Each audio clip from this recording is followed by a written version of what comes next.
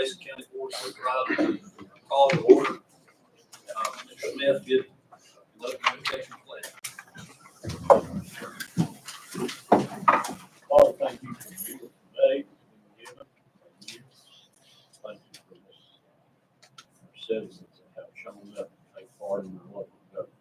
Thank you for our board of supervisors, serving faithfully, and our staff. Pray that you be with each one.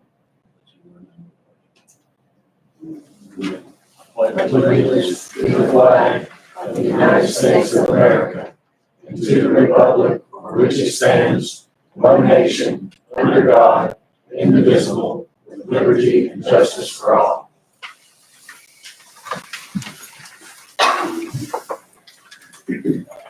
Thanks for the turnout tonight. If you would, the quorum is on the back of the agenda. Just everybody behave yourselves tonight. We do have a change in the agenda. This time, we need to remove number 4 under the consent agenda and move it to new business. And we also need to remove Robinson Farmer. Our audit presentation will not happen tonight, but it will happen April 4th at our budget meeting. So I would entertain a motion to change the consent, change the agenda in that way. Mr. Chair, I make a motion and we change the agenda as stated. Second. We have a motion and a second. Any discussion? All those in favor? I'm sorry, the date is the 7th. We changed it. Okay, I'm sorry. We changed it at the last board meeting. A couple of us couldn't be there. Sorry about that. That's okay. All those in favor signify by saying aye. I'm also aye. At this point, I would entertain a motion to enter into public hearing. And Mr. Boyer, if you could give us a little bit on our first public hearing this evening. Sure. I'm sorry, did you take a motion already for the rest of the items on the consent agenda? Mm-hmm. And we voted on it. Okay, I'm sorry. I didn't know if you put that in there, just to move. Okay, I'm sorry. I apologize. Okay, yeah, the first public hearing is a public hearing for the purpose of hearing public comment pertaining to the application of the Rugby Volunteer Rescue Squad and Fire Department for the purpose of loan to be secured by the Rugby Volunteer Rescue and Fire Department in the principal amount of $450,000 in bonds as part of the plan to finance and assist the acquisition of a 2,000-gallon pumper tanker, which will be located at the firehouse.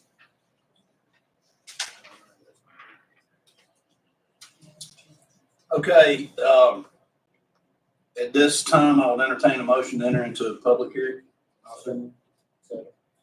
All those in favor signify by saying aye. All right. We have one speaker.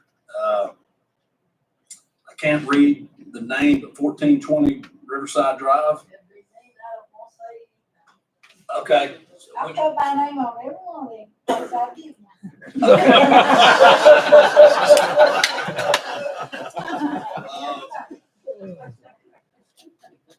Mr. Boyer, is there action required? Do we need to come out of public hearing before we vote on this? Okay, I would entertain a motion to come out of public hearing. Second. All right, all those in favor signify by saying aye. Next public hearing, I would end. Need action. Thank you. What does the motion need to sound like? Just make a motion to allow us to move forward with a letter of intent and allowing them to go forward with the bond, the purchase of the bonds. Okay.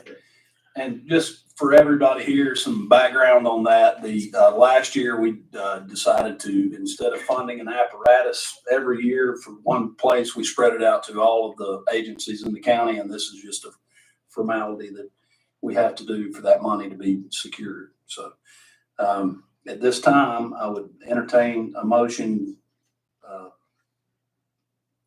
I'll make a motion that we accept this finance agreement. Second. All right, we have a motion and second. Any discussion? Yeah, I'd just like to say, I'm familiar with Renewable, fire department. I was a member for about 10 years, and their current tanker don't hold a full tank of water. It's been patched until it can't be patched anymore, so this is really needed. No further discussion. All those in favor signify by saying aye. Any opposed? I'm also aye. Okay, prior to, have Mr. Jed Black, to introduce our next public hearing. Thank you, Board. I have, in your board packet, you should have been able to review a special use permit request for Cool Breeze Campground. Basically, this is a formality. In 2004, initially, Mr. Sales brought before the Planning Commission the request to create a campground off of Edmonds Road. The special use permit was approved by this board in 2004 for parcels 96-A, 22, and 36. It's a 12.6 acre tract with conditions, and it was to be used strictly as a campground. In 2013, Mr. Sales requested to amend the approved special use permit of 2004 to allow the sale of individual lots. And since that time, those lots have sold. So additionally, he requested another amendment to the special use permit, which brings us to tonight, which would be a creation of 11 new lots that have currently been reviewed and approved by the current Planning Commission. It has been approved under the Plan Unit Development Standards of the subdivision ordinance, approved by the Health Department, and complies with all of VDOT standards. And so this recommendation does come from approval from the Planning Commission to this board tonight. I do want to also state that after speaking with Mr. Sales earlier this week, he indicated that he already has half of those 11 lots with prospective buyers. So it seems to me that Grayson County is very popular for recreational purposes. Does the board have any questions?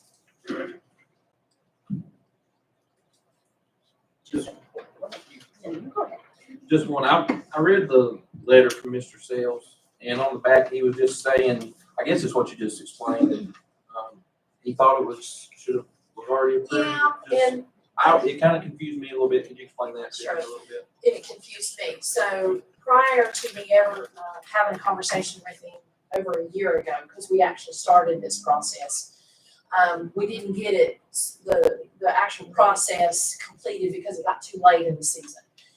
Mr. Sales does not want to create parcels until he's ready because of the intent that he would have to pay revenue on those created parcels. So I explained all of that to him. In addition, I have let our county attorney review all of the board minutes from the past, 2004 to current. Our board minutes do not indicate that it was nothing more than just a site plan that was approved. So this is kind of formality. So every time he wants to create parcels, we ensure that it meets the subdivision requirements. It has the road access. It has the health department approval. And so each time we'll come back until that 12.6 acres is no more. Does that help? Yes, I had that same question, and so basically this is not adding any more property to what's already there. No, it's just the creation of the 11 lots inside of that Inside that 12.6.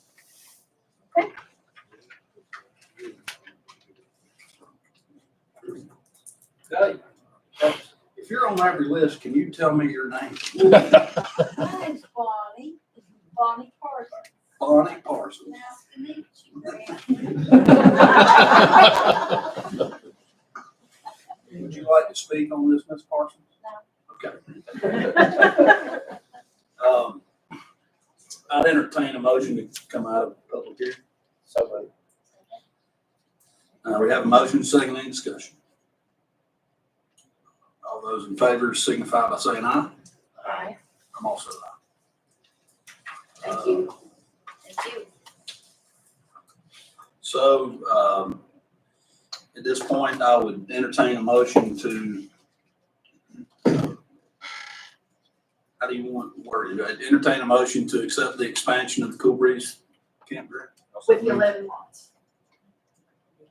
The 11 additional lots.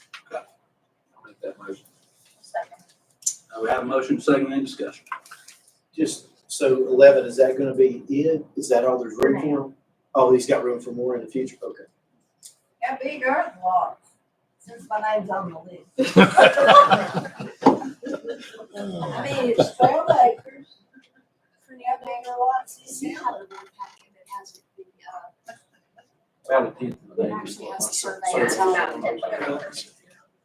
You can get a whole lot of crap in this thing. Okay. I'm out of.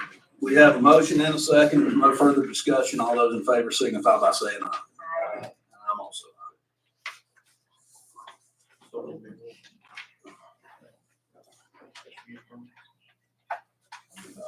Jay, did a special use permit have to be roll call?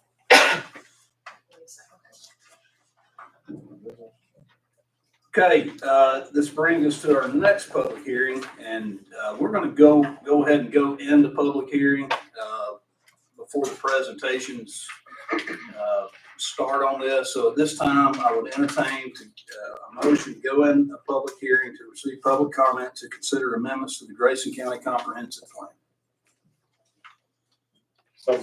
Second. We have a motion and a second. Any discussion? No discussion. All those in favor signify by saying aye.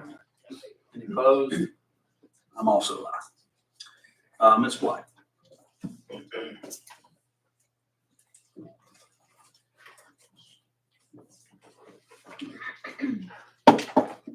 So basically what I want to do is just brief you on what has happened up until this point.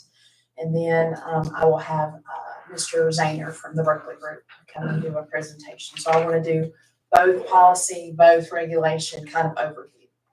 So beginning in September of 2022, the Grayson County Planning Commission began working with the Berkeley Group to revise the current renewable energy language and the zoning ordinance and policies within the comprehensive plan.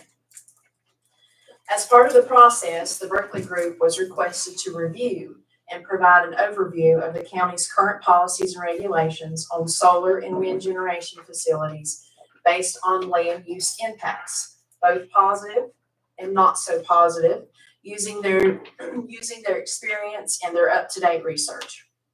During the course of almost a year and a half of workshops with the Berkeley Group, the Planning Commission additionally held a town hall meeting seeking citizen input, conducted a public survey, held open public meetings, also seeking and encouraging public input regarding the direction within the county's, the direction and county's vision for renewable energy. Finally, on December the 19th of 2023, the Planning Commission wrapped up its work, held a public hearing for the finalized text amendments and policies. The commission voted by resolution to approve the comprehensive plan addendum and voted to recommend the approval of the text amendments with the clarification that the area of project be clearly defined within the amendment. During the January 23rd, 2024 Planning Commission meeting, the clarification was determined to be consistent with their recommendation for adoption by this board. Tonight, I have with us Mr. Michael Zahner, who has diligently worked to help us produce policy and text amendments. And he is here to help give an overview of what the Planning Commission has done. And Mr. Michael Zahner, I appreciate it. Thank you. Thank you. Good to be with you again. Michael Zahner, Director of Planning and Community Development with the Berkeley Group, and I'm happy to be here with you. And thank you, Ms. Black. So if you could actually, I have a PowerPoint, but if you could actually go to the addendum, which should follow the memo, it's going to be easier to go through that, I think. So As Ms. Black indicated, we've been working on this for some time, and I think originally the onset of this, if you keep going down, sorry. It may be a separate document from this one. It may be the actual addendum resolution. Or not the resolution, but there should be one that's the addendum. It would be the next attachment to that. So at the onset of this, when we began discussions with the county, it was essentially a expressed concern about the appropriateness of the regulations that you have on the books for wind and solar. Were they sufficient to protect the county interests at large, whether that's interest in actually developing this use, but also interest in protecting impacts from these uses. And so we talked about that with the Planning Commission, but there was also the review of whether or not your policies were sufficient. So right now, currently in the county's comprehensive plan, there's actually no references to solar. I think there are some limited references to renewable energy, but no references to solar or wind explicitly in utility scale especially. And so essentially, as an evaluation tool for applications, it's not useful in that context. And then with respect to your ordinance, essentially wind and solar at a utility scale is allowed countywide in every zoning district with very limited regulation. You do still have to seek a use permit, but there is not much in terms of standards for that. So I want to get the actual addendum, the comprehensive plan addendum. It is not in my packet. They don't have that. They don't seem to have that. Okay. Well, then if you could, Yeah, we. 14-23. yeah, if you could put the PowerPoint up, that'll be fine. Great. Okay. So if you could skip down to the fourth slide. So the addendum to the comprehensive plan that we've drafted flows this way. Essentially, we have a opening part that talks about utility scale renewable energy, generally talks about policies with respect to that use. And then if you go to the next slide, actually the next one after that. And then we have established criteria. Next slide, please. And this is going to be difficult to read. That's why I was hoping we could get the addendum, but I'll go through these. So for solar, we established policies, or essentially 12 criteria that we would evaluate projects through. And the first one essentially establishes the value of protecting residents in historic and cultural and recreational and environmentally sensitive areas and resources and scenic view sheds and vistas from projects. So that's an evaluation point for regulations, but an evaluation point for projects. The second criteria speaks to the need to fence this equipment, to screen it, to establish buffers and setbacks for that equipment, and to ensure that it's properly landscaped. One of the issues that we've found and that we relayed and discussed with the Planning Commission is the importance of properly landscaping these sites to ensure that stormwater management is properly controlled on sites. The third criteria for solar speaks to the preservation and protection of scenic view sheds and vistas, that they're important to the county from a recreational as well as an economic resource, and that the location and design of facilities should not detract from the value, aesthetics, and rural character of the view sheds and vistas. The fourth criteria established that there should be a minimum distance of 2 miles between facilities. Fifth criteria established that solar panels included as part of the same facility should be required to be sited on contiguous parcels to limit the fragmentation of property that may be abutting projects. If you can go to the next slide, please. The seventh criteria established that facilities should avoid development of areas, and this is a metric that comes from the Department of Conservation and Recreation. They have an evaluation tool for land cover. And essentially it established that facilities should avoid development of areas that have forest conservation values or ecological cores related or rated as high to outstanding as defined by the Department of Conservation and Recreation's metrics. Number 8, similarly, that facilities should avoid class 4 or 5 agricultural suitability areas as defined by the Virginia Department of Conservation. Number 9, that wildlife corridors should be incorporated within the design of projects, and that we also refer to the Virginia Department of Wildlife Resources guidance for solar facilities. Criteria 10 would have established that facilities should be located a minimum distance of 1 mile from any town or city boundary, or from properties in the rural residence, highland recreation, public, or shoreline recreation zoning districts. And through the process, discussion with staff and the planning commission, these were the areas that, these zoning districts and these particular areas were viewed as sensitive to the potential use for solar. Criteria 11, facilities planned for transmission line interconnection as opposed to those connected into the local distribution network should be located within 2 miles of transmission line corridors, and that any generation lead lines should be located underground or buffered to block visibility.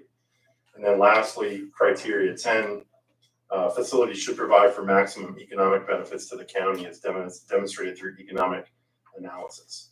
So those are the 12 criteria that would be established in the draft policy that would apply to solar facilities. And this establishes the foundation. The policy establishes the foundation for your regulations, but they also establish a foundation for the review of applications, something that you don't currently have today with respect to the comprehensive plan. If you can go to the next slide.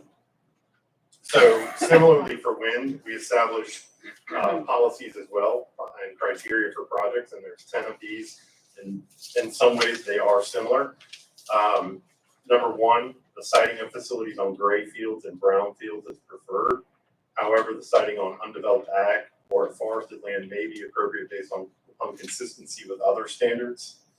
Number 2, facilities planned for transmission line interconnection, that they have to be located within 2 miles of the transmission line corridors. 3, similarly, evaluating the impacts of a project on residences, historic, cultural, recreational, and environmentally sensitive areas and resources, and scenic view sheds and vistas. 4, again, requirements or policy with respect to fencing, buffering, and setbacks. And if you can go to the next slide. 5, the protection of scenic view sheds and vistas, and valuing and establishing the importance of those. Number 6, that there be a minimum distance of 5 miles provided between wind facilities.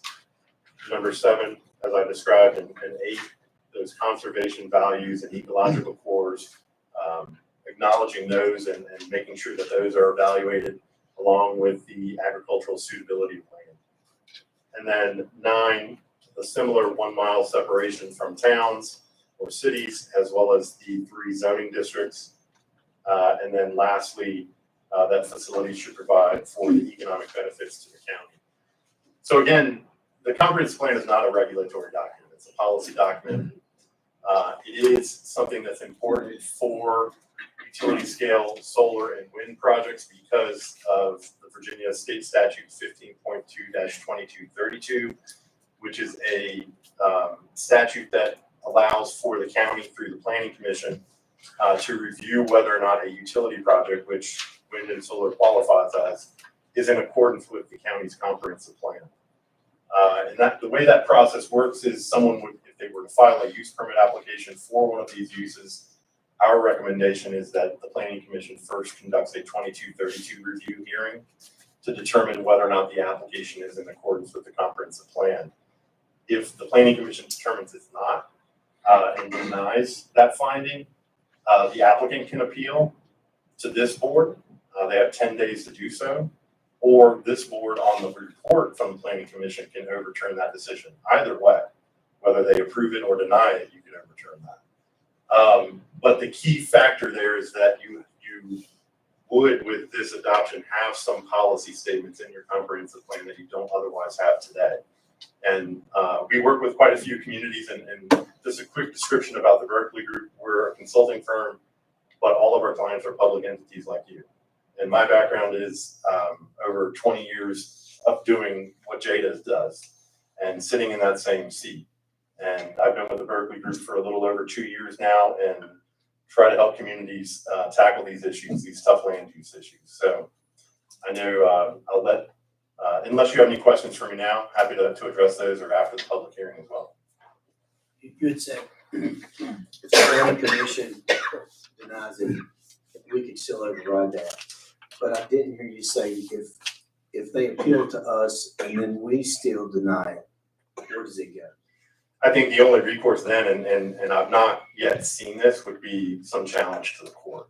And I want to be clear too, if the planning commission, let's say a project comes before them, they approve the 2230, you can overturn that too. So you have that ability regardless. But I do not know of any instance of this board's final decision being appealed, but presumably it would be a court challenge. On the basis of, I don't know, I'm not an attorney, so I can't tell you that, so. I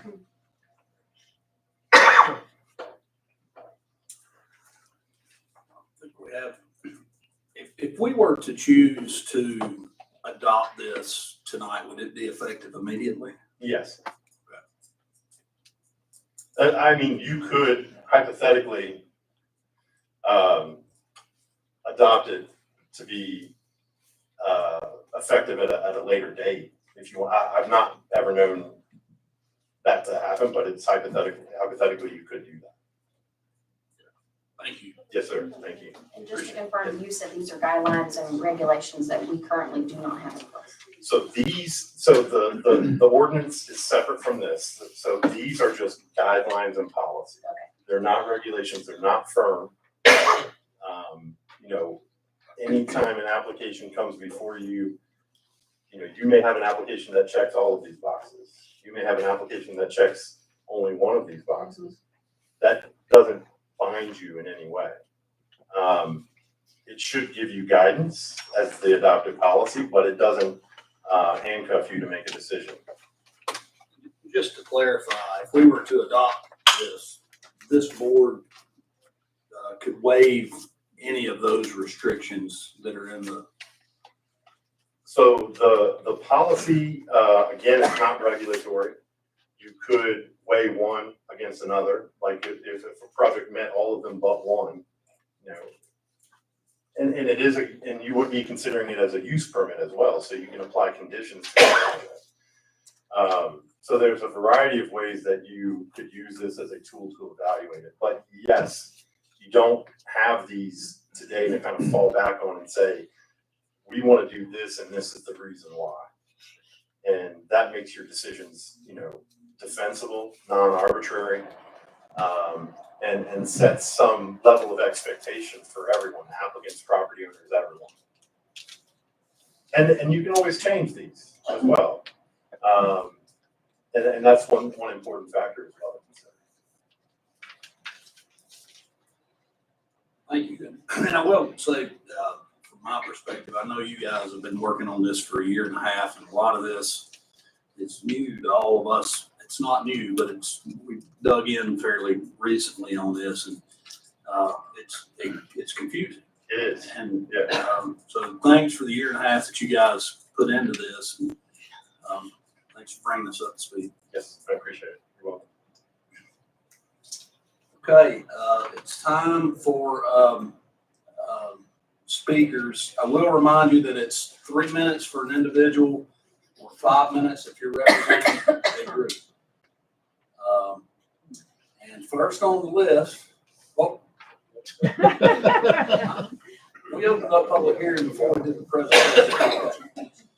First on the list is Ms. Bonnie Parsons. I just got a question you was talking about facilities. So somebody got a Ma'am, could facility, you come up to the podium and state your address, please? 1420 Riverside Drive. Thank you. I have one question. You're talking about a solar facility. If somebody got that in this county, would that solar, that energy provide for this county, or would it go out of the county to other counties, to other people that need energy? Or would it be for the county? It's a very good question. Thank you. And I'm not prepared, I can't answer that question, I'm unsure. You can. I mean, so it's normally not, public hearing, public comment. I'm happy to respond if the board would like. And the answer is it depends. So if there's a facility that connects to the transmission grid, the high tension transmission grid, then more likely than not, that power is going into the grid and elsewhere. If it's a smaller facility, usually less than 5 megawatts, and just to help out, usually 1 megawatt equates to 10 acres. If it's a 5 megawatt facility or less, and that's, there's probably some fudge factor there, it can connect to the distribution network, standard standard electrical lines. And the nature of physics, and I'm not a physicist, the nature of physics, that power generated is likely to be used locally, but there's nothing official to say that it is being used locally. There's a whole number of ways that these facilities can be set up. You could have a solar facility that was directly providing power to a business or a residence or a multifamily residence. Frankly, we don't do enough of those. And you can certainly do that, but usually these types of facilities are larger and they're feeding into the grid, and that power is going elsewhere. Thank you. In fairness, you have 2 minutes and 24 seconds left of your 3 minutes if you would like to use them. Okay. So, your group is mostly interested in a larger, like solar and wind, or just wind, just solar? So, This is my interest. so I'm a consultant that doesn't work for the industry. Okay. I'm a planner, Okay. and I help Damn. the county Okay. and you all establish regulations for the use. I have no interest in developing a solar or wind facility. Okay, thanks. Mr. Chairman, yeah, as a point of order, can we make clear public hearings for people to speak to us and not engage with the president? Okay. Is that, so we don't set a precedent and this turn into a. If you have a question, from here on out, we'll take the question and we will answer you after the public hearing. Charlotte Haynes? No. Okay. Paul Fur? Many of you know me. I chose to live here. Many of you probably did. Many of you may have been born here. Sir, if you could direct it towards us and not the crowd. Name and address. So my name's Paul Fur. I live at 135 Whispering Winds Lane, Independence. So I chose to live here. My question is, did you court this Sir, if you communication? can talk to us. I'm sorry. Did he court this communication, or did y'all court the communication between him? Did he approach y'all about the communication to set these guidelines up, or did y'all approach y'all? I'm sorry we set a precedent on this, Parsons, but we're not allowed to answer your question. So if you have a question, we will answer it after the public hearing. I'm Sure, sorry. so, okay, my concern is that it's a beautiful county. I'm sure many of you are very aware it's a beautiful county. Would love to see it protected. I would hate to see something mar the scenic vistas as you spoke to. I would like to see y'all think clearly through this though. It is confusing to me, everybody that's here. I do think that once upon a time, somebody approved sugar top in, Avery County, North Carolina. And if any of you've ever been there, you know what an eyesore it is to that county. So I would keep that in mind as you make your decisions moving forward. Thank you.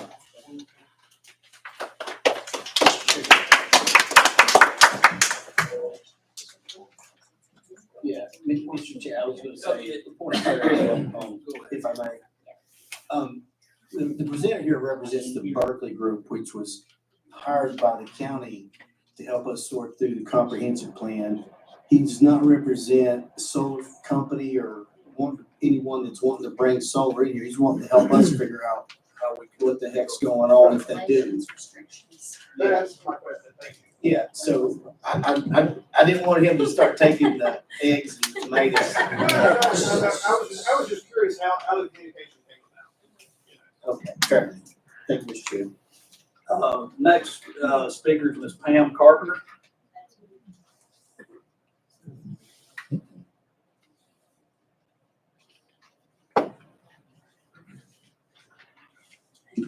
My name's Pam Carpenter. I live in Independence, Virginia. The first time I saw the Elk Creek Valley, my first conscious thought was that if God ever made anything more beautiful than that, he kept it. And I'm sure I'm echoing the sentiments of people who have lived here their whole lives.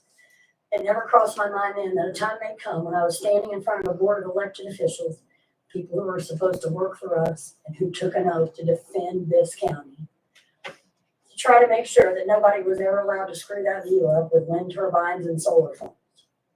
But over the past 2 decades, I've watched while prior boards and even residents have sold Grayson County piece by piece to the highest bidder.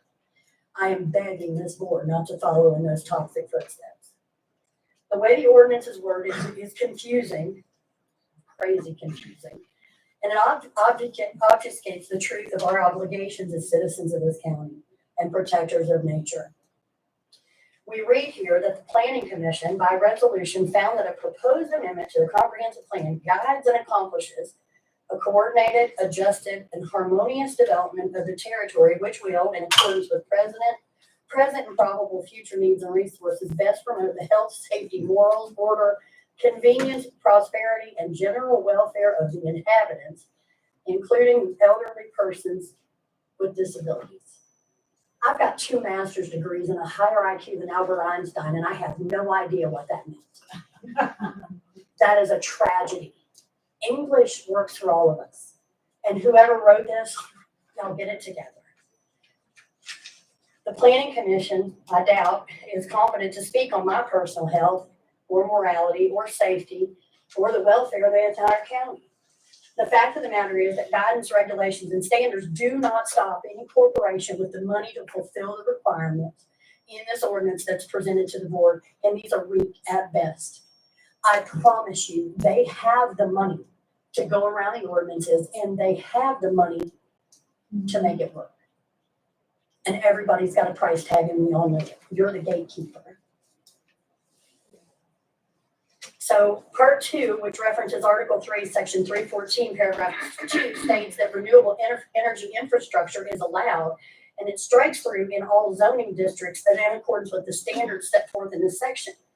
And while I see that wind turbines, towers, solar voltaic, and solar thermal systems are removed from the language if this ordinance is passed, but in 314.3, there are guidelines for applicability and permitting and an application process and some existential hoops that the applicant has to jump through. However, there is no language in this ordinance stating that Grayson County simply will not allow our land to be prostituted to provide power elsewhere while our environment is raped and our citizens are at risk and our land is gone. And we have to look at it and live with it. I'm gonna ask the board for a little bit of leeway as a taxpayer here and with the recognition that we elected you guys. We don't work for you. We Can you have give me the rules 2 and minutes? procedures in place, and every citizen gets 3 minutes to speak, so thank you. Correct. I'll see if I can get some extra minutes this time. That's probably rules too, right? Mr. Robert Heiss.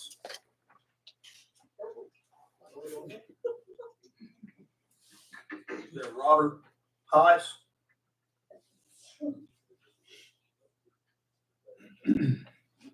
Ask out there Parker's or Robert Powell? Is there something about? Yes. Yeah, because they're on a delay, I think.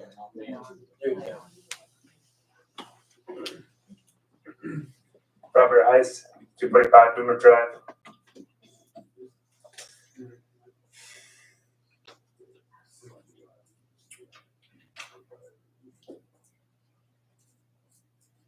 I don't want these windmills. I'm moved here and I like the way it looks, and it's not gonna lower my taxes, it's gonna lower my property values, it's gonna hurt nature. And don't sell my children's birthright for a bowl of pottage, that's all. I'll give my time to the woman before me. Mr. Daniel Heiss.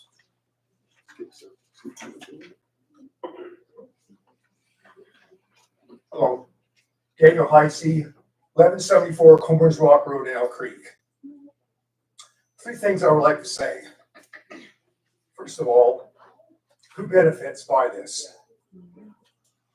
I believe that y'all are elected to look out for the best interests of our community as you see fit. I can't see how I or my neighbors would benefit by this action. That's the first point. The second one is,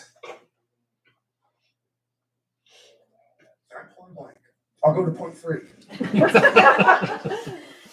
The distinguished gentleman here has presented quite a graphic illustration with a PowerPoint. I understand. I was in the back. I couldn't see it, but I could hear what he was saying. He's put a lot of work into this. Whole lot of work, a lot of words. But as I was sitting and listening, I felt like someone came to my front door and said, "We're here to shoot your dog, but you don't have to watch. We'll give you dinner. We'll play some music for you, and everything will be fine. We're still here to shoot your dog." And I would say, thanks, but no thanks. I might use some adjectives, pronouns, and some other words I'm not allowed to use, but that's how I'm feeling in this situation. I can't see what would benefit us, and I hope you'll have the wisdom to say no. Thank you.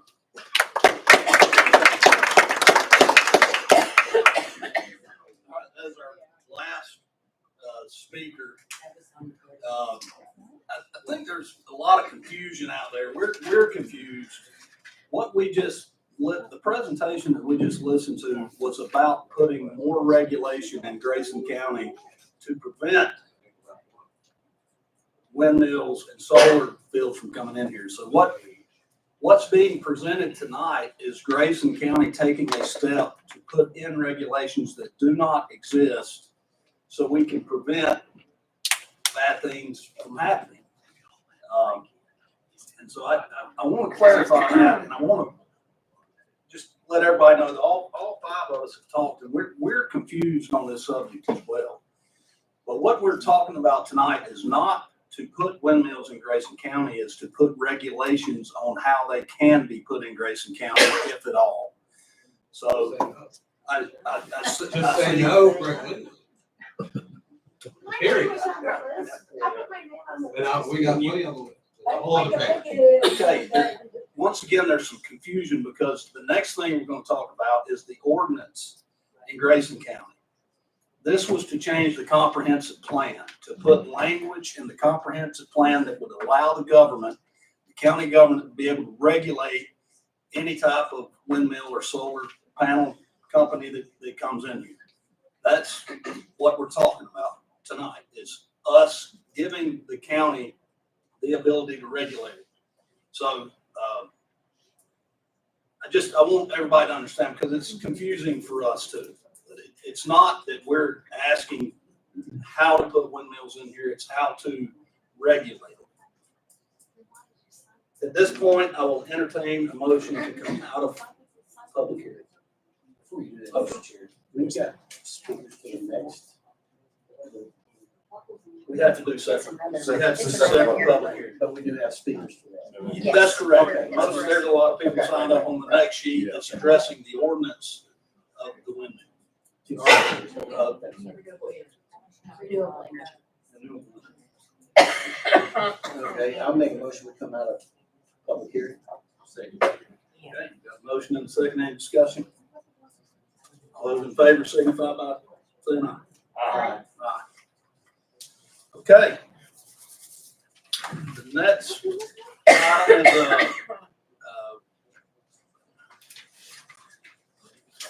we're gonna go into public hearing to receive public comments regarding, text amendments to the zoning ordinance.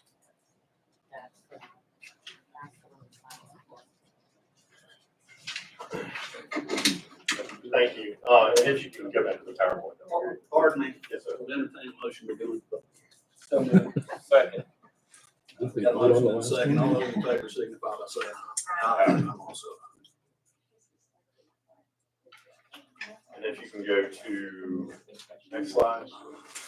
Thank you. And I'll talk to this really quickly because this relates to the policy as well as the regulations.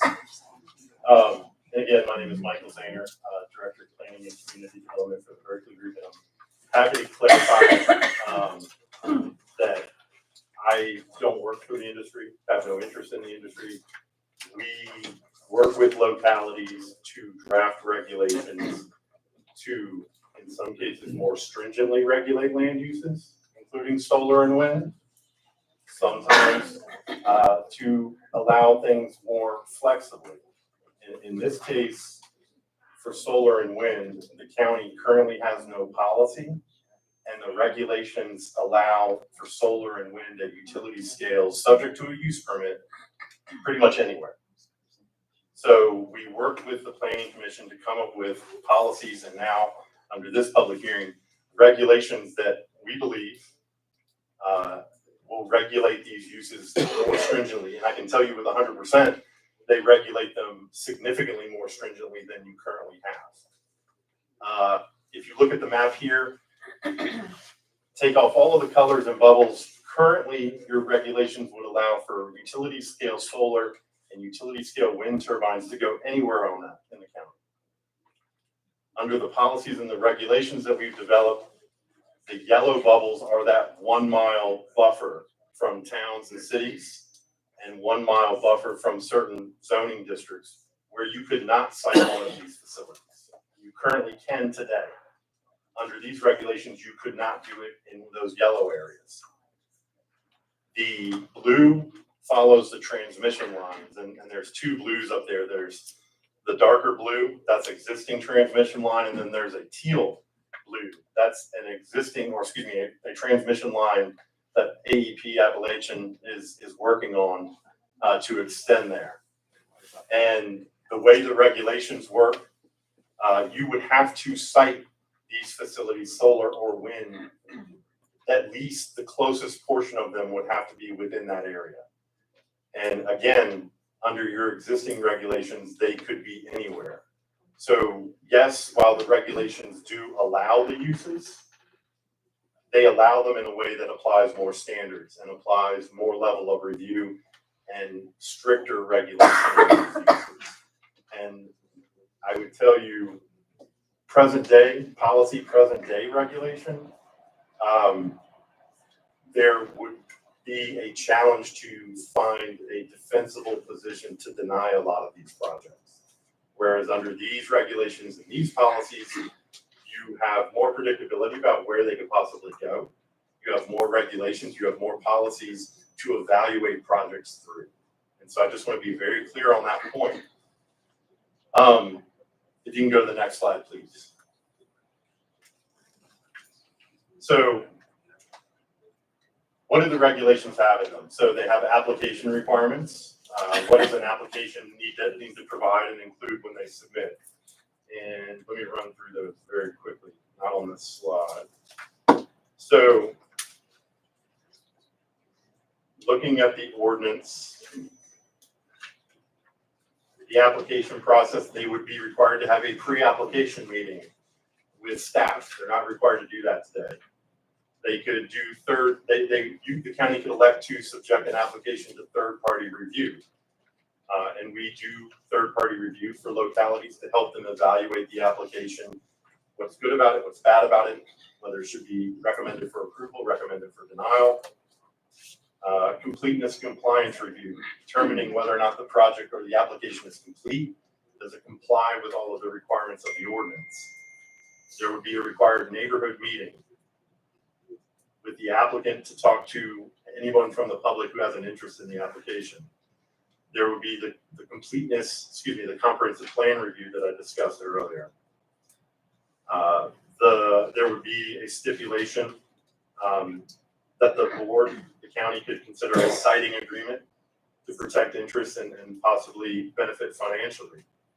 In terms of the application requirements, they have to provide a project narrative describing the project, a concept plan, showing the spatial representation of the project, a grading plan, a landscaping plan, a visual impact analysis, a community impact analysis, and then an environmental impact assessment, a traffic and transportation assessment, a decommissioning and reclamation plan, for wind projects, a wind study, a sound study, a shadow flicker model. These are all things that are not in your regulations today.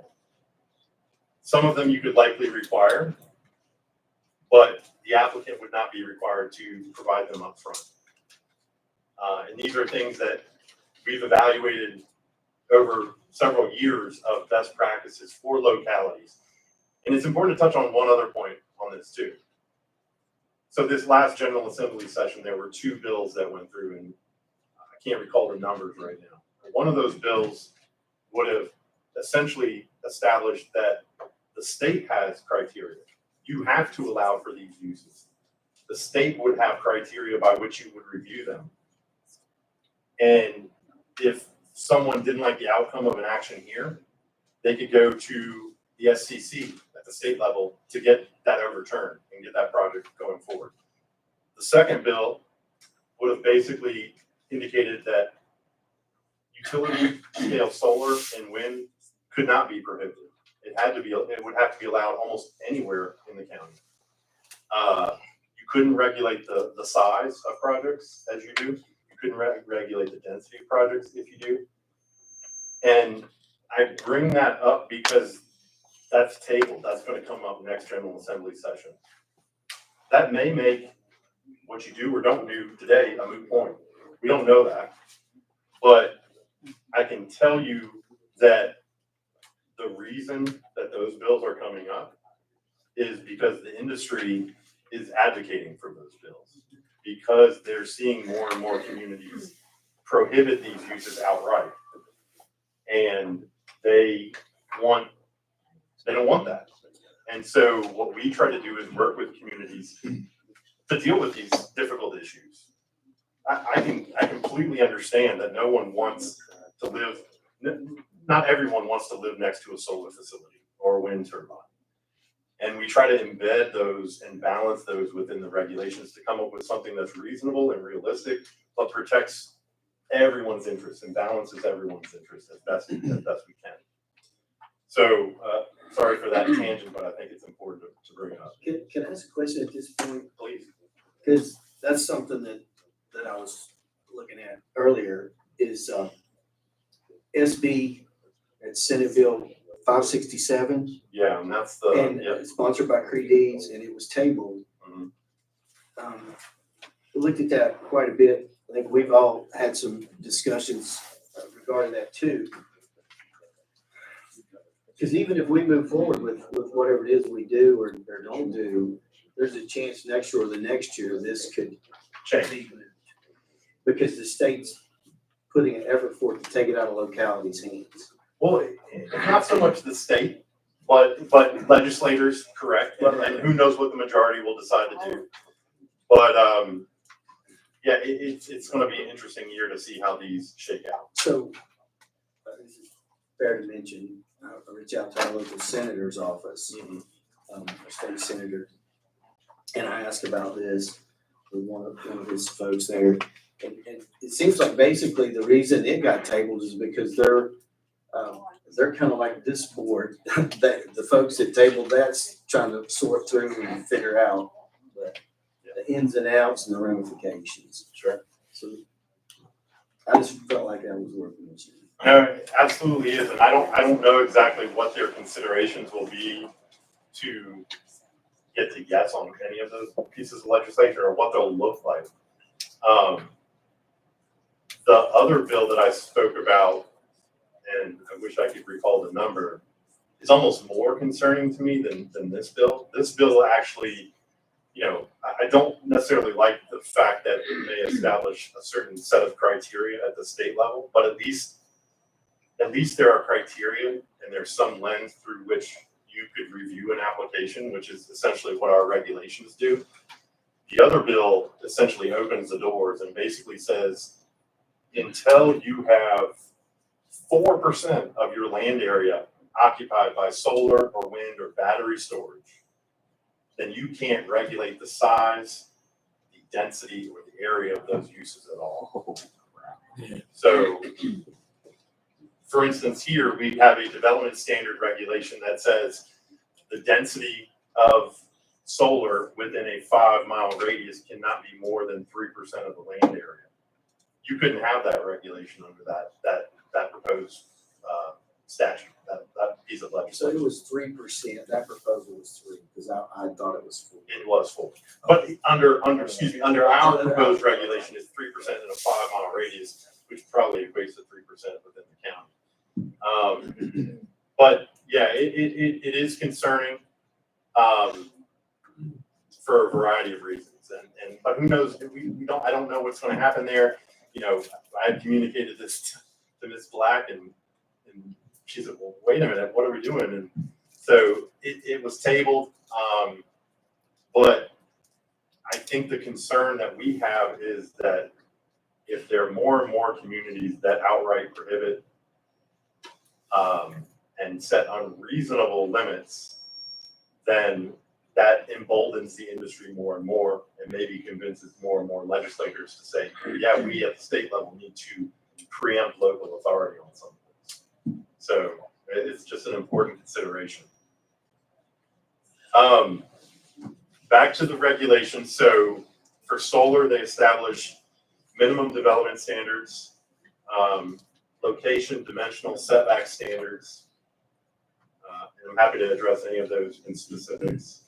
Height limits on panels, the density, as I spoke to, density within a 5-mile radius, and essentially it's looking at these areas so that if you had one project and then you had another one within a 5-mile radius, and the projects together exceeded 3% of the land area, then they couldn't do it, or you would have to consider a waiver of that. Establishes buffer and screening requirements, ground cover, planting requirements, security fencing, wildlife corridors, lighting requirements, signage requirements, and requirements respective to transmission lines. Again, all of these are things that you don't currently have on the books. You currently allow for solar and wind, and when I say you, I mean the county, the zoning ordinance. You allow for solar and wind with almost no level of regulation, certainly not to this degree. If you can go to the next slide. So similar to solar, we have the submittal requirements, the application requirements. I spoke to a few of those earlier, sound studies, flicker studies, in addition to what you would always provide for solar, and then minimum development standards. Minimum project area. For wind turbines, you would need to have at least 5 acres per turbine, so 10 acres for 2 turbines, and on and on. Maximum turbine height, we established in here that there would be a maximum height of 680 feet. There's not currently a limit in your current regulations, to be clear.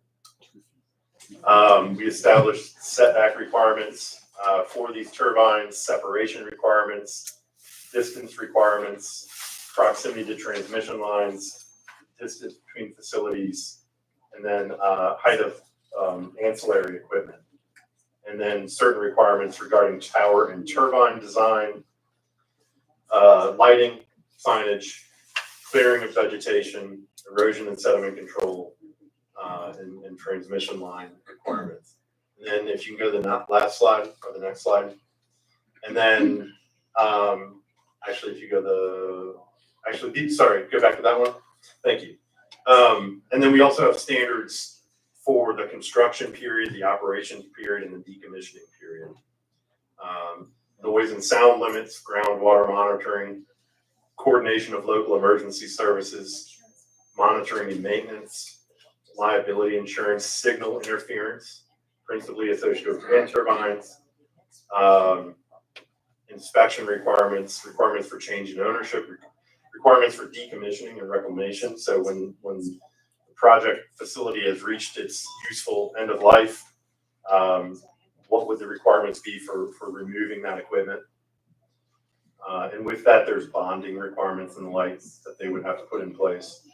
So through this, we had to work to kind of shoehorn this into your existing ordinance. And you know, I understand that some of this is very complicated language, but it's the nature of fitting it in the best way in your ordinance. And I think I wrote this. I tried to do it the best way I know how, and put it in your ordinance in a way that I thought was best incorporated in your ordinance. I will touch on the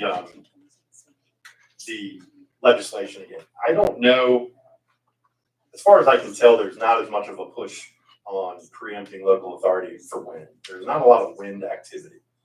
You know, there's only going to be inland a few locations where it's going to be viable. Here. Absolutely here. Absolutely in Botetourt County. You know, and we work with both of those to review projects that are coming through and try to apply in Botetourt County. We try to apply the regulations when they have permit applications coming in. We did not write the regulations that we're trying to help you do here. I don't know. There are certainly localities that don't allow for wind turbines, and I don't believe that there's anything stopping you from disallowing either one of these uses in the county in totality. I think that's important to be clear, but for solar, we know that there's a strong push at the state level to consider preempting local authority of that. I don't know if it's as strong for wind because just the industry push is not there as much, but that one bill certainly would have preempted local authority over wind as well. So there's somebody driving that somewhere. Whatever I can do to help y'all. One more question. The preemptive thing, it's my understanding the green deal, the renewable energy push from previous government. For example, 2035, we're told we can't purchase gas engine cars.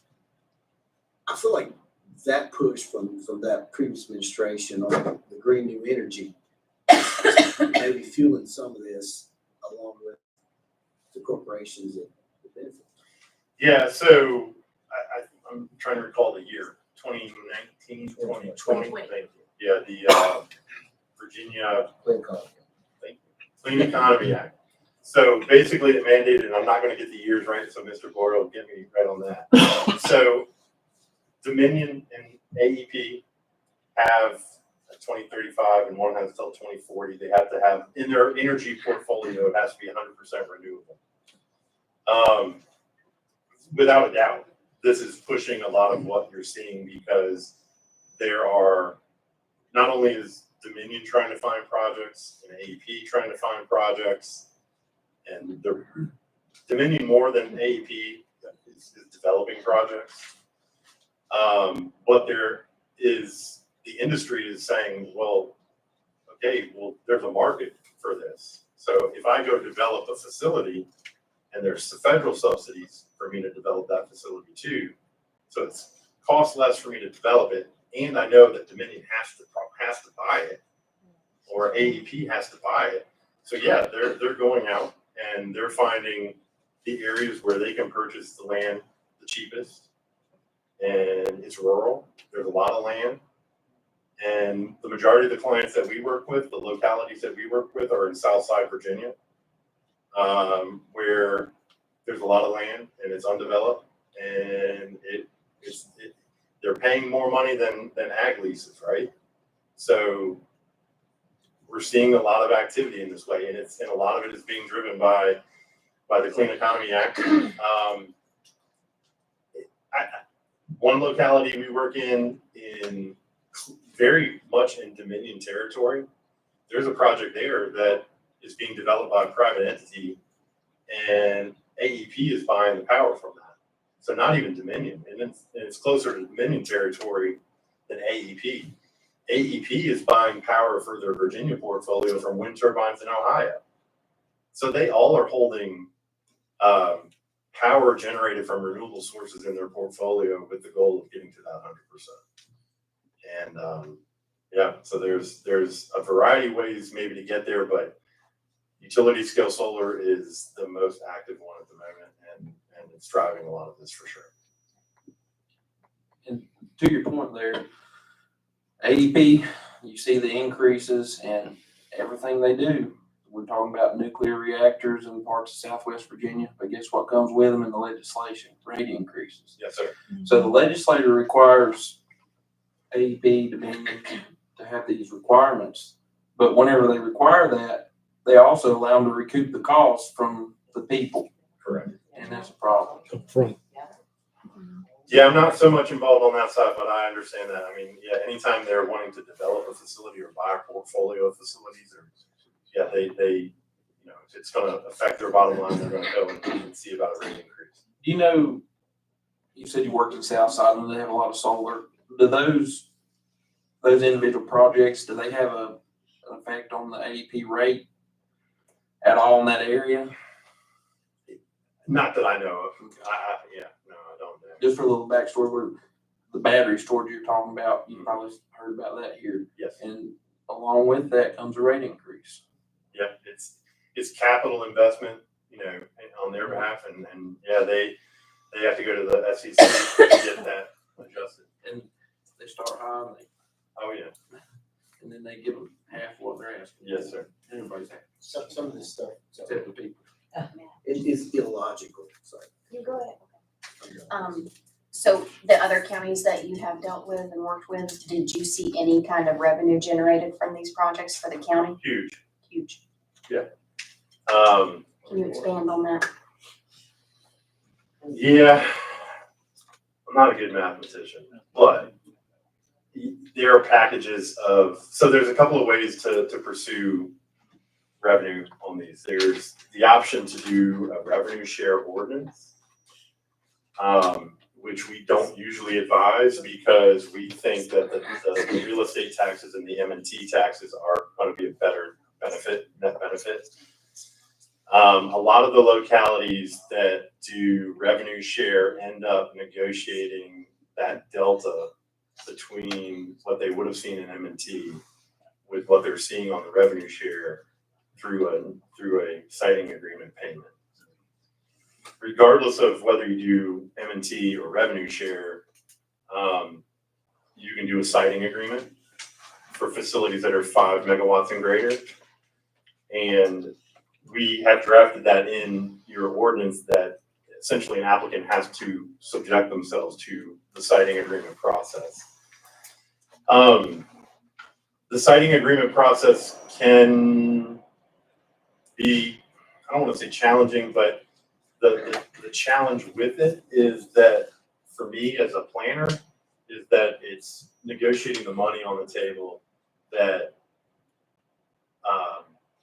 convolutes, makes the land use considerations challenging because it's a lot of money sometimes that can be put on the table.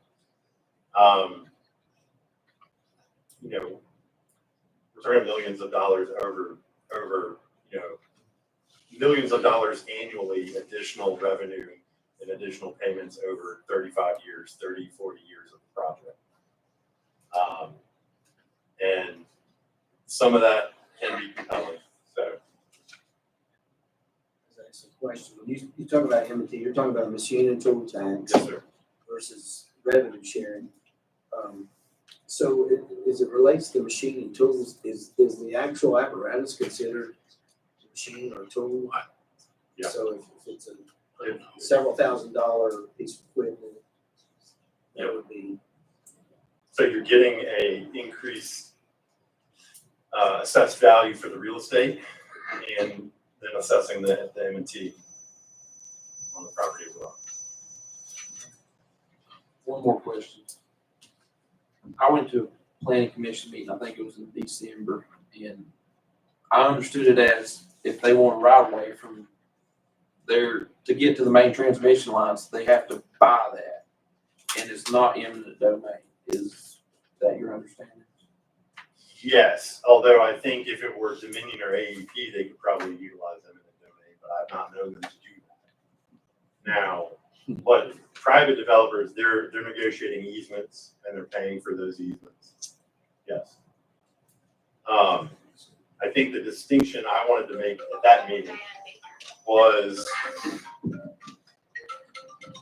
so there's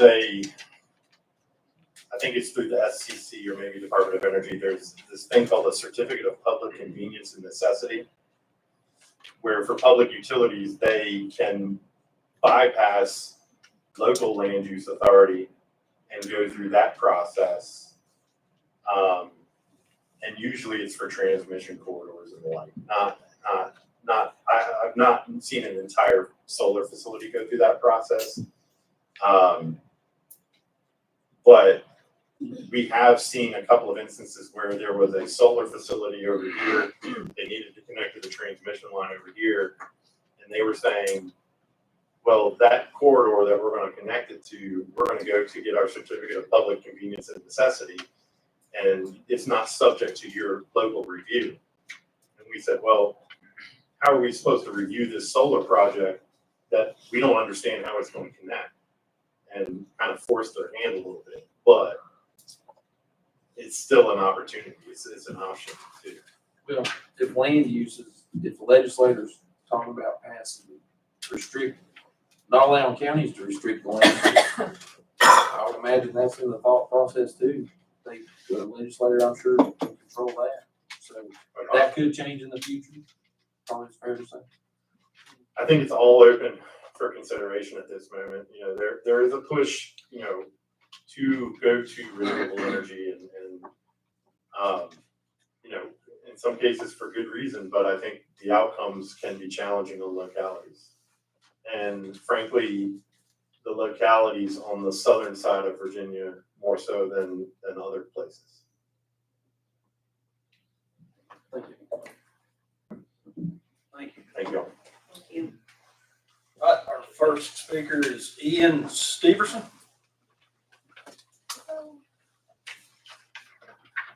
My name is Ian Stevenson, live at 615 Hines Branch Road, and first just want to say that it seems like from the little that you guys know up there that you guys need to talk a lot more with them to kind of go through all the ins and outs of overthinking things, because if you look at just even like social media, they try to backpedal now with data and everything else, but they didn't foresee that coming. But speaking on the suing different localities, I actually looked it up last night. There are places that have already tried to actually put in and implement no renewables, and they've been sued already.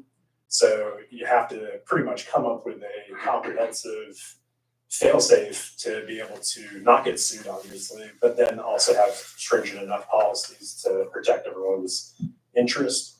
The view, that was another thing that got brought up. I mean, already I look out over Elk Creek Valley. I mean, 50% of it is now Christmas trees instead of forests. I look at Lookout Mountain. I think in a projected plan, there could be 600 plus feet in windmills I'm staring at. Candace, my wife, she used to drive an 18-wheeler out west. All you see at night, red blinking lights in unison. I already see a tiny bit of Independence's light just coming over the mountain right there. Christmas trees, they were burning. Ash fell down on our property miles away. So it's not just the people that are impacted right there. What happens if the subsidies dry up? What part of the project are they on? Is it clear cut? Now what do you do with all that land? The greenwashing of it actually being renewable green energy. I mean, China, Europe, they're making highways into the Amazon rainforest to mine balsa trees, which are used for this. They got so much flack over that they're now using PVC and petroleum products. So it doesn't seem to be renewable there. the cool breeze, and Mr. Boyer brought up, I think, a couple months ago about the trend from COVID, people coming to the rural America. That's great, but I mean, I passed a bunch of windmills when I used to go to school in Pittsburgh, visited a friend in Noseville, Virginia. I passed some windmills. I've never thought, you know what, I'm gonna go back up to West Virginia to look at these gorgeous windmills. Never said that. But yeah, I think that have to look at everything, but it seems like really have to put in some good fail-proof things to be able to make sure that you're just not going to get screwed over in the end, and everyone else. So thank you.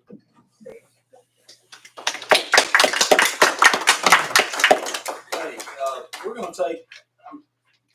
we're gonna take a 5-minute recess for the restroom.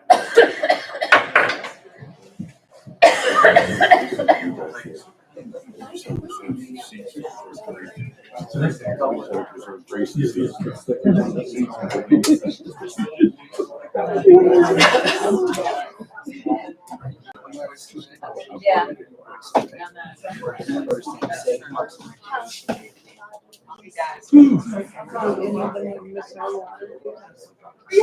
What's that? Oh, you want some more? Yeah. It's okay.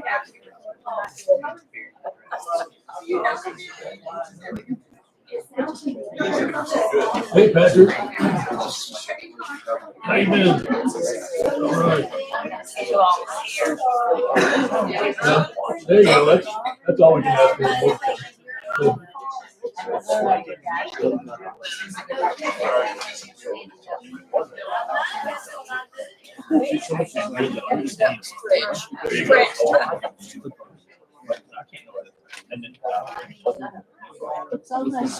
Right after work on their Laura, and they went to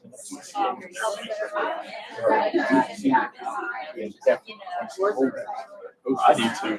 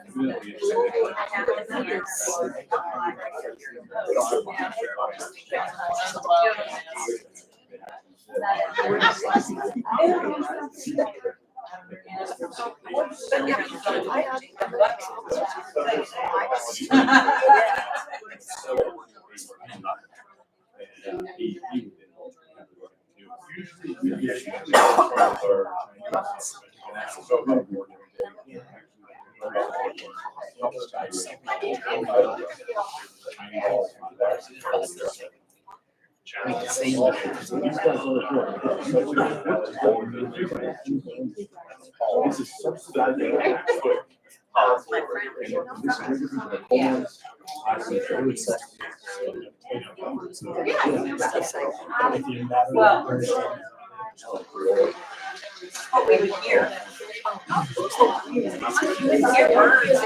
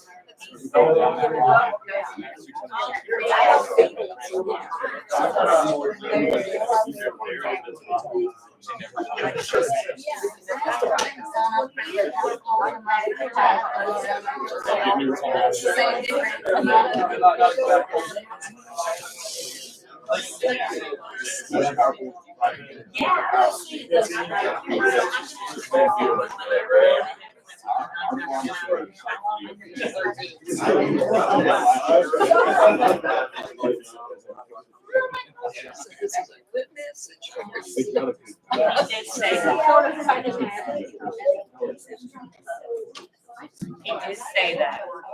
Our locality, put in their work, they don't allow.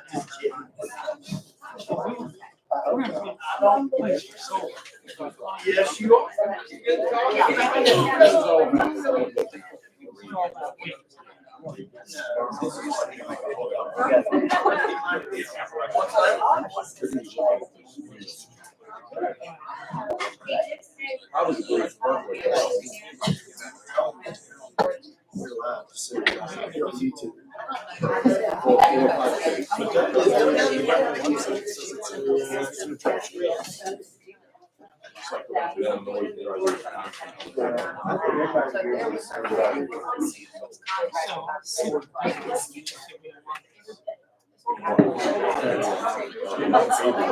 Hey, how you doing?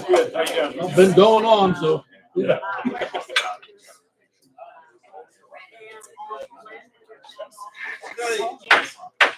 Our next speaker is Candace Stevens. Sorry about cutting you off. We're getting some nervous folks up here. Thank you all. I'm Candace Stevenson, 615 Heinsberg Road, Oak Creek.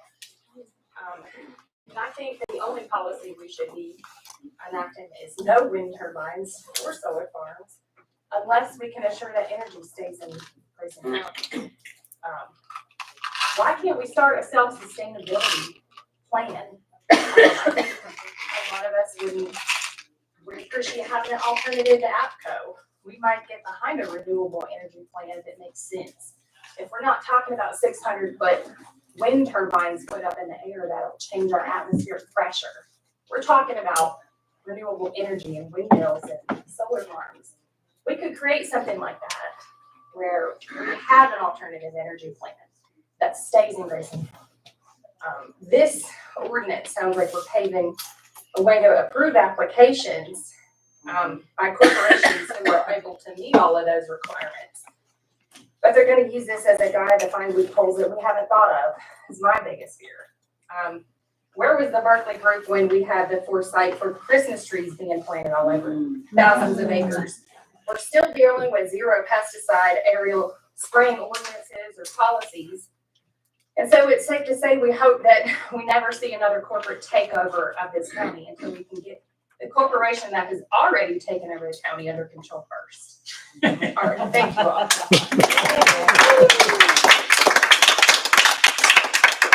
Next speaker is Beppy Kafka.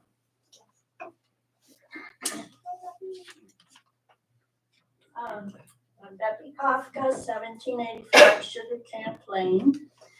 And Reserve Grayson is getting involved in this because it's within the scope of our mission. And you guys put in a lot of time and work creating 35 pages of legalese, but there's a glaring omission.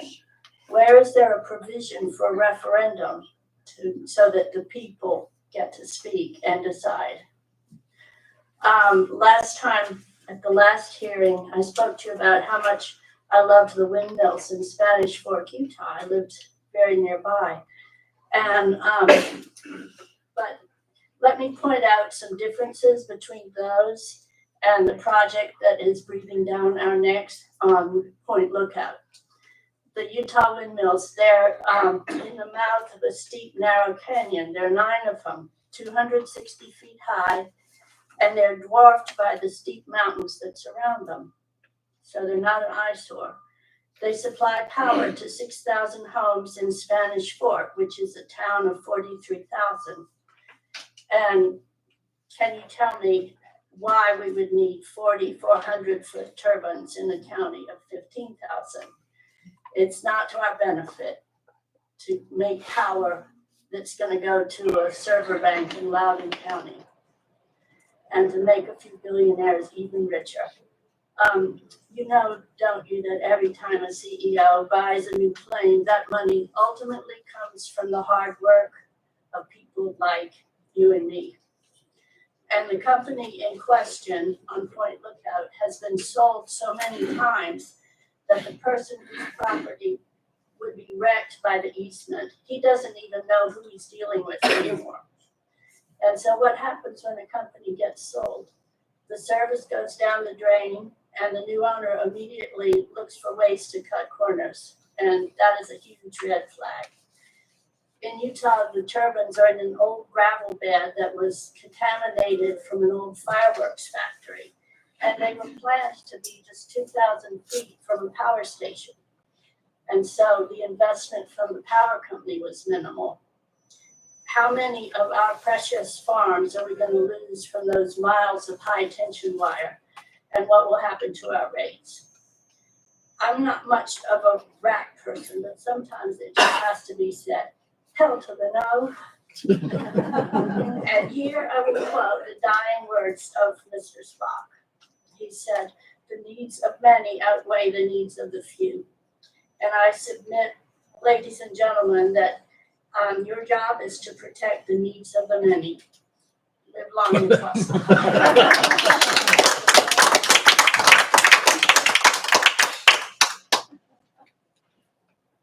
Bonnie Parsons here. Mindy said it all. Okay. Thanks. Barbara Melford. MacArthur, okay. Thank you. 163 Flag Pond Lane, Elk Creek. I guess I'm wondering now, why has wind turbines taken precedent over solar? I know we will need at some point in time an alternative energy, but with all of the negative values of wind turbines, with in close proximity to neighborhoods or just wherever they're being located, they present chronic sleep disturbances, stress with the light flickering, where if anybody has, let's say, epilepsy, it throws them into seizures. And the low frequency sounds that are emitted by this causes disturbances to the vestibular system, which is the balance and motivation, and anybody that has already some type of balance issue will be affected by this. And we're also finding out where the offshore turbines that are out there, now they're finding that it is killing the aquatic life. It is making whales beach. And so they have to renew their other, how it's going to affect land animals and everything else around it. So it's just not a fact that it's going to affect our health, but it's affecting the entire environment. And, with solar energy, I know there's many other countries that are now requiring new construction to be part of it, so to be proactive about it. But solar energy doesn't seem to have all of the effects that wind turbines have. And I would just like to know, why should we expose ourselves to more environmental? And like they were saying, we're already getting helicopter sprays with gypsum and whatever. And if you put in a wind turbine, there can never, ever be an organic farm because that is gonna blow all of that stuff all over the entire area. And so it's disrupting our entire way of life here. And I retired here 20 years ago and I've seen the changes. And so I'm just concerned about keeping a balance in nature here. And so if we could just totally do away with the turbine. Wind turbines are different than windmills. It's a totally different animal. The blades on a turbine can start at Thank you. 100 feet long. Anyway. Marty Stewart.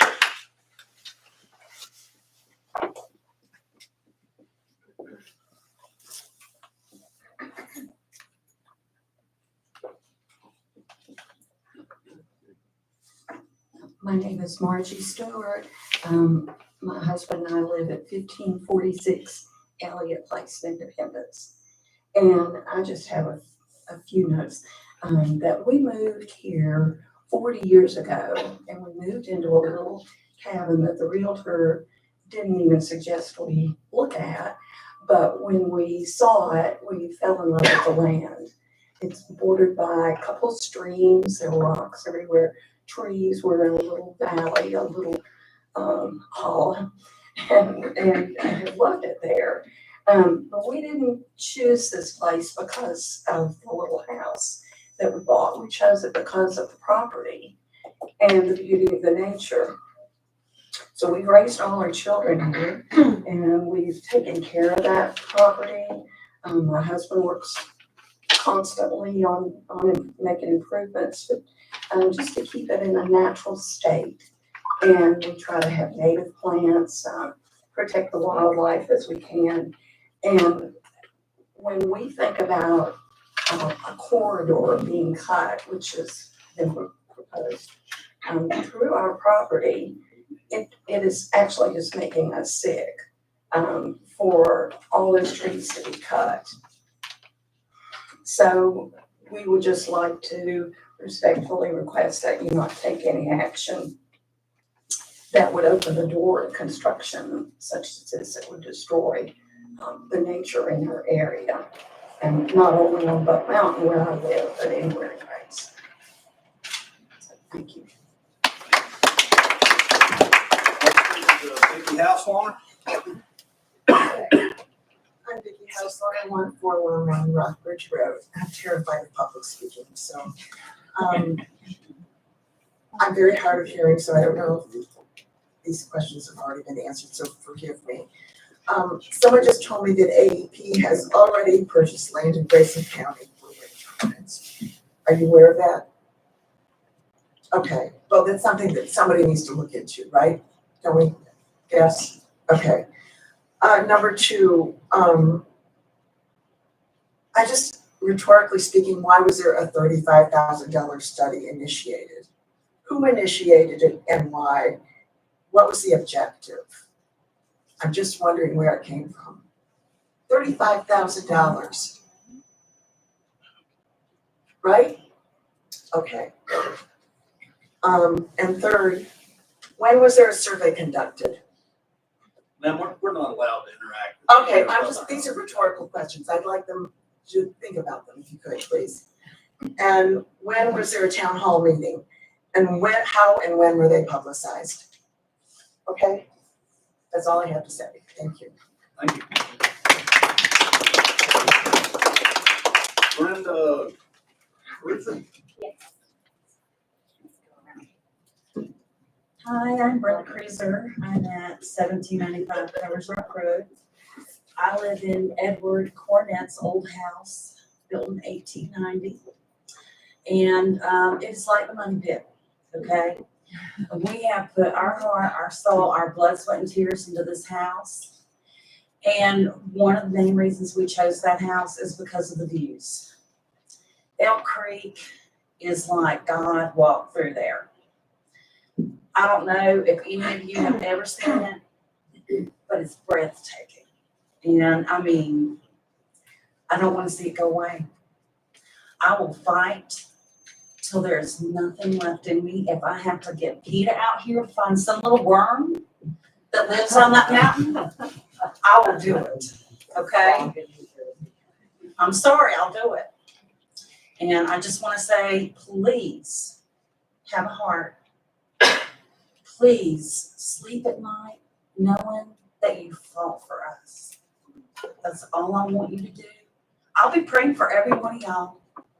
You know, I will every day. Every day I pray for all of y'all. But you gotta look out for us. Because where we live is so important. It is so important to us. Thank you. Next is Roger Rose.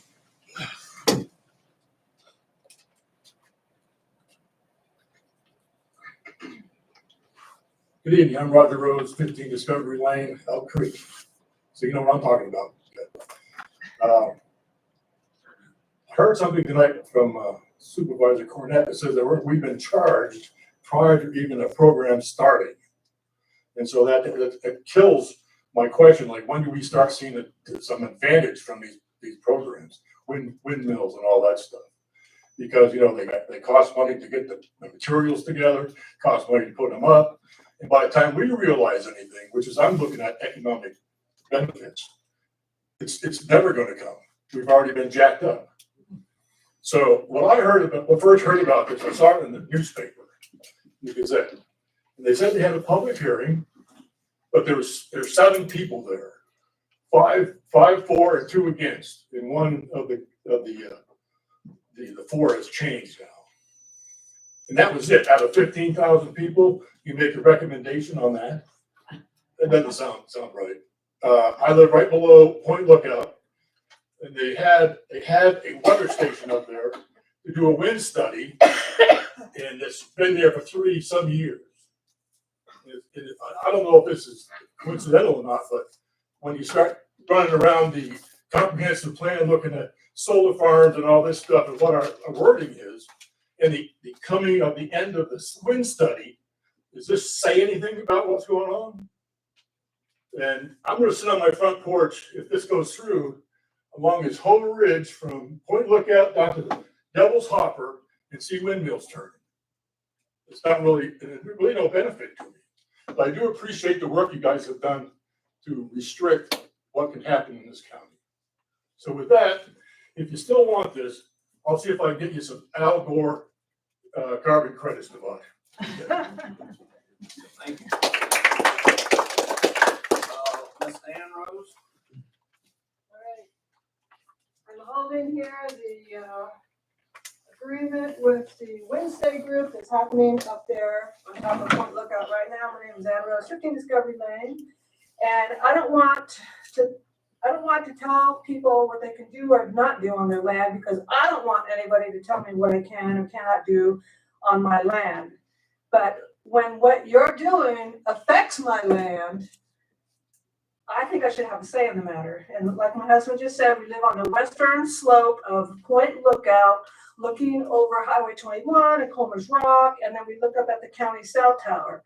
My neighbor owns a couple hundred acres and had an easement for Bobby Todd, to bring his cattle up through my neighbor's property to get to the ridge of Point Lookout to his 225 acre parcels that totals 450 acres. It overlooking the side of Point Lookout, and his land looks over the Somerville community, Mr. John Fant's land, and Mr. Todd owns parcels 36A16 and parcels 36A17 on the ridge. Mr. Todd then let Gen 4 Renewable Energy Development Holding Company, LLC, to use the easement to gain access through my neighbor's land to put equipment for the wind study up there on Mr. Todd's land in June 2021 for a 3-year wind study tour that ends this June in 2024. My neighbor hired lawyers to stop this renewable energy from using his land, and he lost the legal fight. My neighbor said that the plan is to put 40 wind turbines up there overlooking the Somerville community. By the way, up there you can see for 100 miles, and it's gorgeous. The ordinance you're trying to pass tonight would allow wind turbines of up to 680 feet tall on 5-acre parcels, as stated in section 3-14 dot, whatever is on. That's highlighted right here. You were just talking about that. Where do the substations go? Where all the giant transmission power lines that traverse the county? What if farmers don't want that on their land? What are they going to do? Are they going to take eminent domain to bring this renewable energy power lines and substations across their land? That reduces the landowner's property values, and no one wants to buy land with those hazardous structures on them. In fact, for an example, in 2017, just a few years before the wind study started, former Board of Supervisors Kenneth Belton, who worked for AEP, spent $302,000 to buy 151 wooded acres, parcel number 36-1-1, directly below Mr. Todd's land on the downward slope in the Summerfield. What's he going to do with that land now? Someone is going to make money with this green energy initiative, and it's going to be taken from the taxpayers. I grew up in California. When I would go across the Altamont Pass, is to go to San Francisco Bay. There's hundreds and hundreds of windmills, and only 60% of them are working.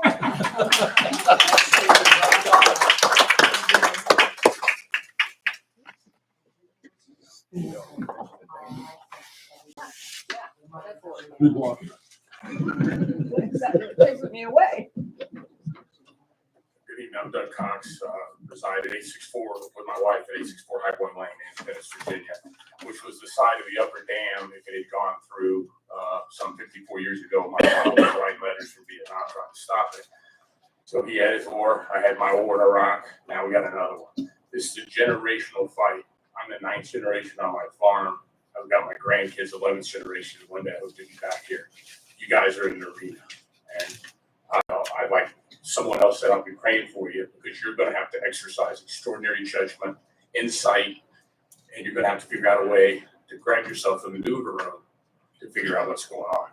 So my recommendation or request is you find a way to avoid accepting any applications for these corporations. Corporations are not human. They have no souls. Okay, they do nothing to the beauty of your county. They have a bottom line, and they answer to shareholders, and they want to make a profit. This region has been exploited for hundreds of years. Since the Civil War, they've taken and taken and taken. Don't let them take anymore. Go online, look at open source information. Ashburn, Virginia, Loudoun County is becoming the server hub of the world. Okay, all this power, Dominion. The guy that works for me, I work for the federal government in a corporate role. My director of finance worked for Dominion for years. I hired him away from Dominion. He's like, take a look at the nightmare this Dominion, the mountain gas pipeline, the debacle that that was, and all they did to the property there, and take a look at what happened to the offshore issues they're having there. So renewable, I won't get into pros and cons of it. You can find that yourself online. I ask you to take the time to be able to really study this, dissect it, analyze it, follow the money, and look at what they started. And it was a good start. It got over the inertia to find out how we protect ourselves. I'm all about individual property rights. Anybody should have the right to put up a 40-foot windmill to power their farm, their house. Okay? Anybody should have the right to put up solar panels on their land to power their land, their house. But when your construction of a 660-foot tower, a lot of the people that will be impacted by that will have no vote. They will not have elected to participate in that. It will be forced upon them. And if you don't think, get the transcript of the planning meeting. There were people there that can attest to this. It's already started, the loopholes. They don't want just a 2-mile access to the transfer line. They want a 5-mile. And they stated openly they would use eminent domain to get it. Because here's the trick. They can sell, once they build it, they're using our tax dollars to build it. Federal and state subsidies construct those those wind, whatever the hell you want to call them. Okay? And then it's not a farm, I'll tell you that. Okay, and then what they'll do is they'll sell it to AEP, or right now we have an issue national-wide, it's a national security issue, they're selling to Chinese holding companies. And then that all runs into the power grid that goes back to Northern Virginia. So I ask you to do your due diligence, protect the county, please. Thank you for what you're doing.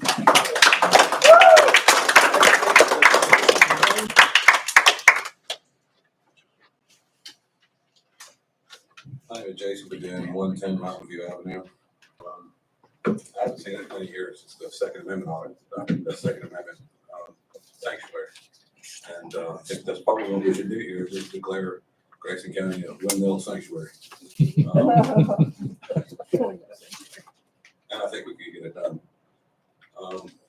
Wind farms making China rich right now. There's abandoned wind farms all over the country. I encourage you to just look at the other counties that have already been brutalized by these projects, and they're currently just sitting there doing nothing and just taking up the land. Some of the solar farms leach terrible chemicals. I mean, one hailstorm, whole solar farms out. You got to replace all the panels. All those chemicals leach into the ground. Somebody's got to clean it up. They're canceling projects all over. Just consider the sound that these things make. The inverters, they make a very high pitched sound. I personally spent 20 years in the cellular communication and tower broadcast community, building those things all over the county, all over the country. And as soon as these things would come in, it just created so much RF noise in the area. You had to redo all sorts of stuff. Anyways, you can stop this today. The lights, it's going to destroy this area. Those lights, they blink in unison all at the same time. I'll leave you with this.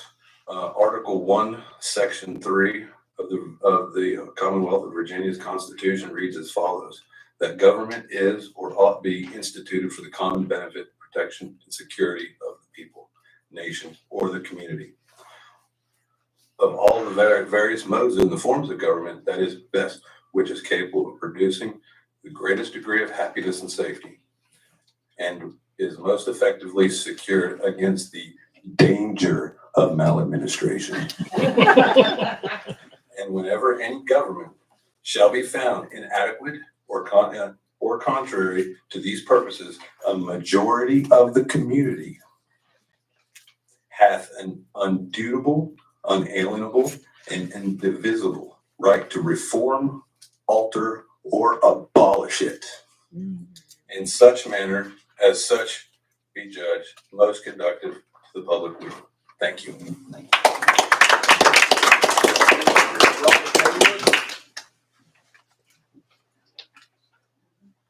Robert Haywood.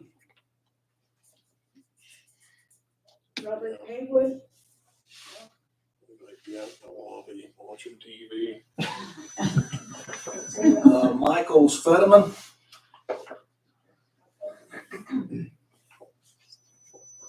All right, here we go. My name is Michael Spedman. I work for the company responsible for the wind study that's been referenced, and that is looking at Grayson County for a wind project. I will say that where we are right now, we have been listening and evaluating, studying the wind on Lookout Mountain. At this point, we're looking at 10 to 13 turbines along Buckman. That is what the plan would be. There's nothing planned for or actively happening on the Point Lookout Mountain area. What I'm here to say is there is an existing ordinance. There's an ordinance with proposed changes. We're not saying do not change those. We are not saying we don't need to be regulated. That is fine. We will give you the studies. We will make our case in a public hearing. Nothing about what happens tonight means this project is approved or disapproved. It gives the landowners with their land the right to sign a lease if they want to. We do not have eminent domain. If we come to the Planning Commission and the Board of Supervisors, there will be 2 separate public hearings where we have to present the information as required. There will be public comment. We will stand up there just like this. We will talk about what our plans will be if they come to that. And we will be subject to a vote. The Planning Commission will make their recommendations. And then after that, it comes to the Board of Supervisors and they make their recommendations as well. I'm not here saying to pass one thing or nothing or anything along those lines. The scope of what we're looking at is much smaller than perhaps people might imagine. Not saying it's not going to be visible or anything to that extent. It's smaller, and I view it, at least in the changes of the ordinance, there's a few things that could be done to give the landowners the right to have a hearing to see what the board, the elected representatives of the area, how they feel about that, and make those decisions. That's what it is for me. I just wanted to make that case, perhaps clear up some things about it. I'll leave it there. Thank you. Thank you. Paul Fur. Pam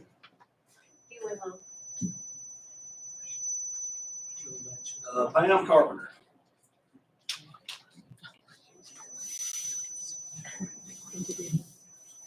I'm just gonna start where I left off before. Fluctuations in heart rate variability, headaches, concentration difficulties, irritability, fatigue, dizziness, tinnitus, ear pain, sleep disturbances. Those were in healthy people.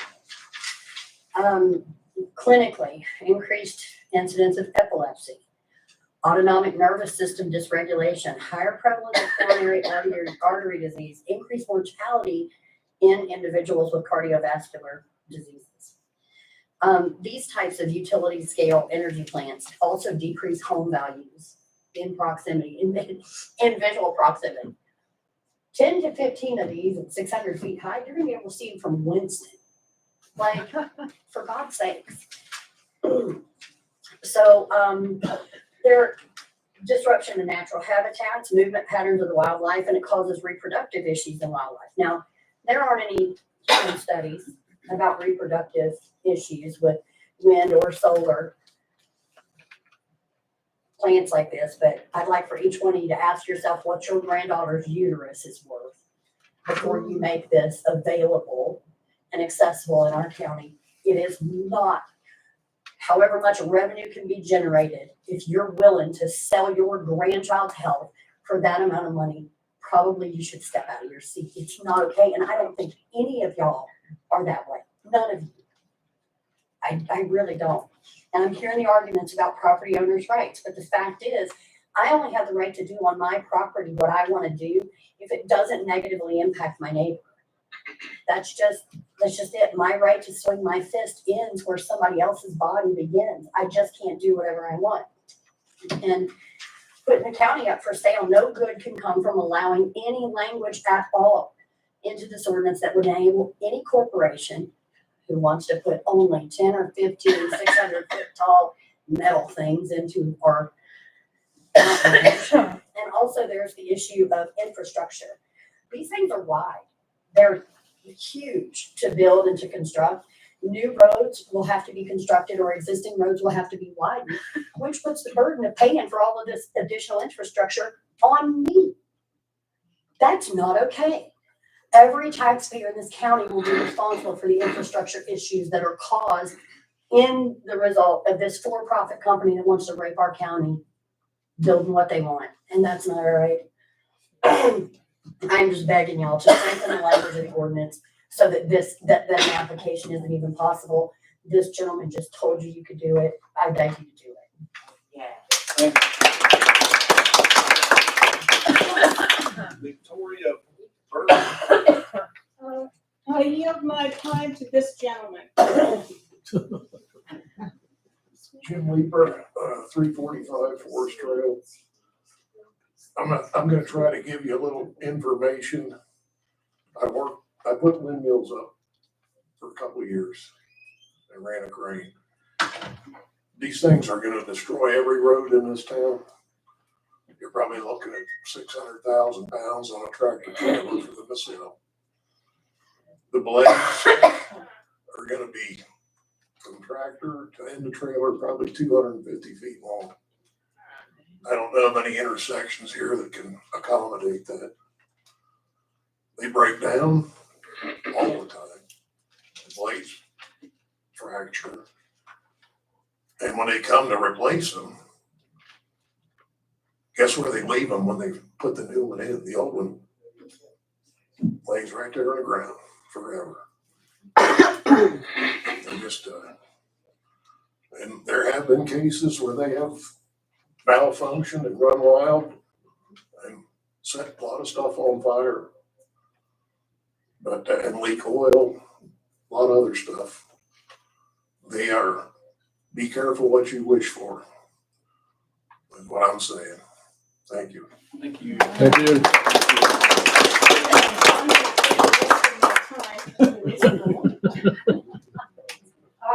We moved from out west. I was born here in Virginia. I was born in the basement of UVA, as a matter of fact. I'm Vicki Burt. I live at 925 Comers Rock Road. And out west, this isn't that big a problem. There are no trees around these. When these catch fire or when one of those great big blades pops off and goes 1,000 yards, nobody gets hurt. A forest fire here, you don't even want to know about it. And the roads, come on, you can't drive a dually on these roads because they're so narrow. I love them. I love them. I moved here for them. I moved here for this community. But I'll move again if you do this. I mean, I cannot live with those things. They're noisy, they're everything that gentleman just said, and he would know. Thank you. Thank you. Ed Shoemaker?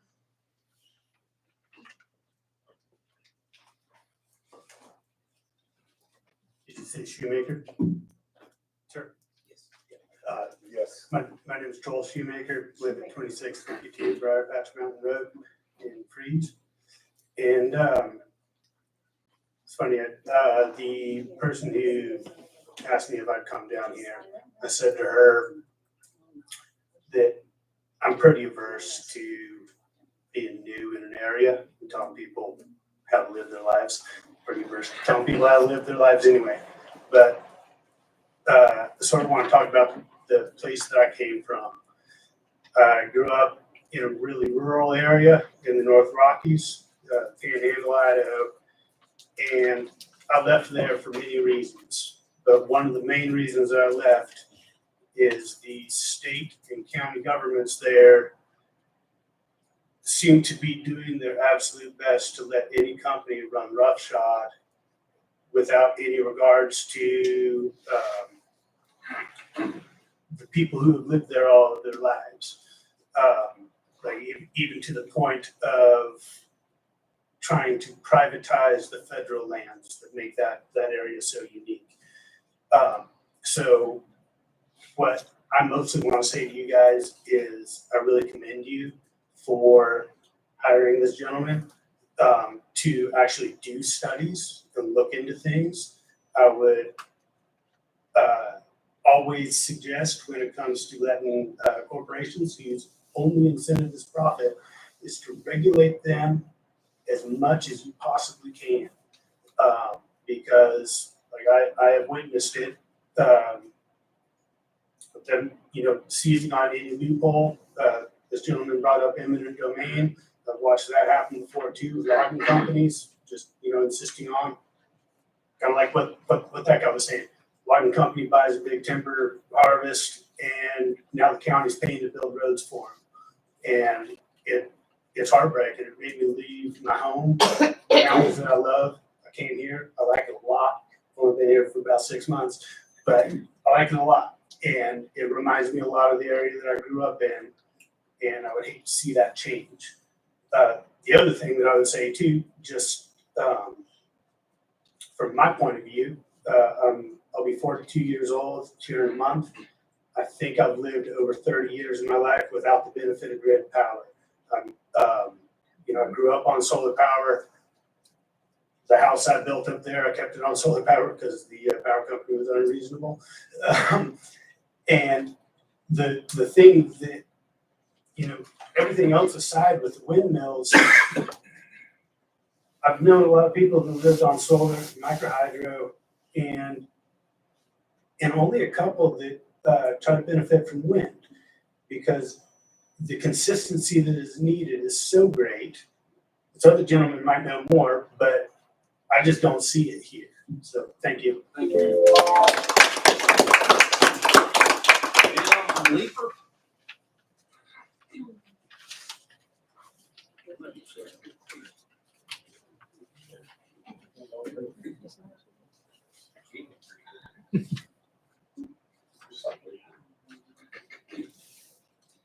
Lafayette. 345 Forest Trail. Is there anybody standing outside that might can't hear us? Name Jim. Yeah.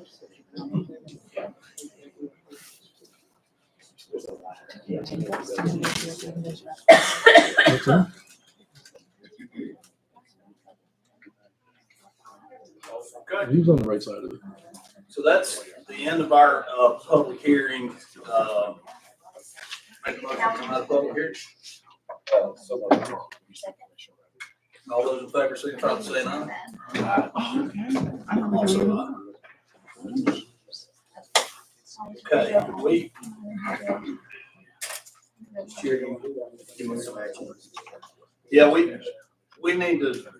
need some action. Mr. Chair, I'd like to make a motion that we table the comprehensive addendum that we just heard and suspend all permit requests related to wind and solar till we can get a better grip on what we're talking about.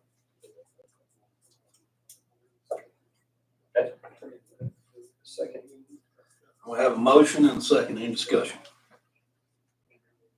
Yeah, I would just say a lot of folks here are just like we are. We have a lot of same feelings, thoughts that you folks do. We just want to wrap ourselves around this better because we are, this is a big deal, obviously, for this community.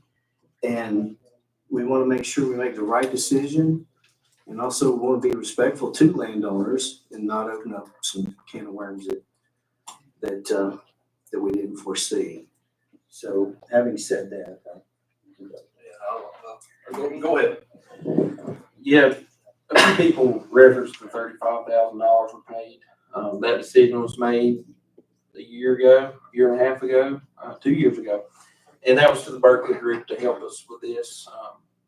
Supervisor Tomlinson and myself were not here. We've been here about 3 months now. This is our third meeting. So we probably don't know a lot more about some of the specifics than any of you guys. Initially, that seemed like a lot of money, and it is, but I think it may be necessary because this is so complex and there's so many issues. I appreciate the work you have done, but I think we've still got some more work to do. And I've got some more concerns with fire departments. If a wind turbine catches on fire, we don't have the equipment here to deal with that. Among other issues. But as some others have said, I'm always have been a big advocate for landowner rights. I'm also an advocate for the landowners it affects. So I'm going to support tabling this and moving forward. We'll probably have a lot more discussions on it.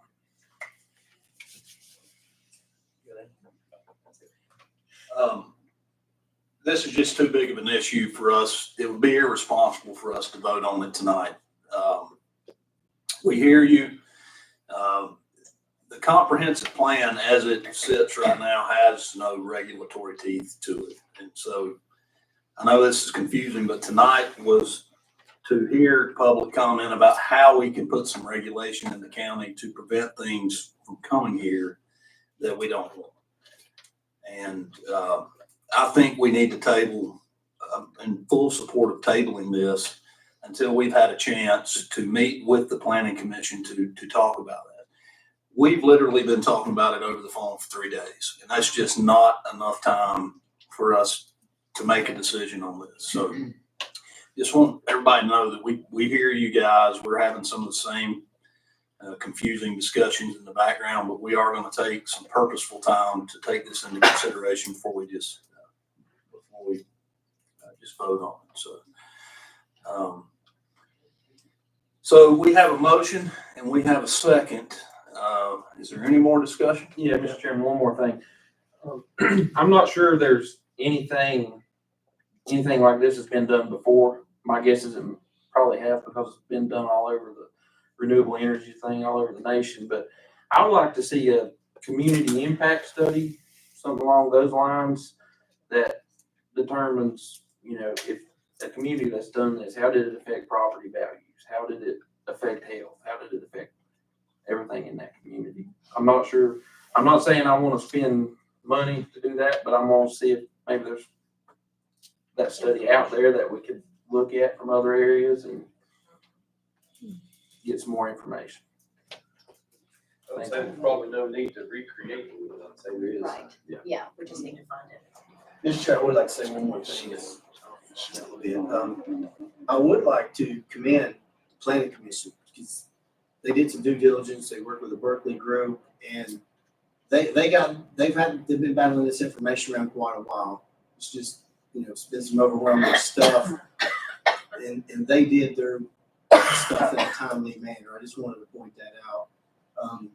It's just a bigger issue than we could wrap ourselves around. Typically, we get stuff and review it, so there's no negativity toward. I believe in giving credit where credit's due, and they did a great job in a timely manner.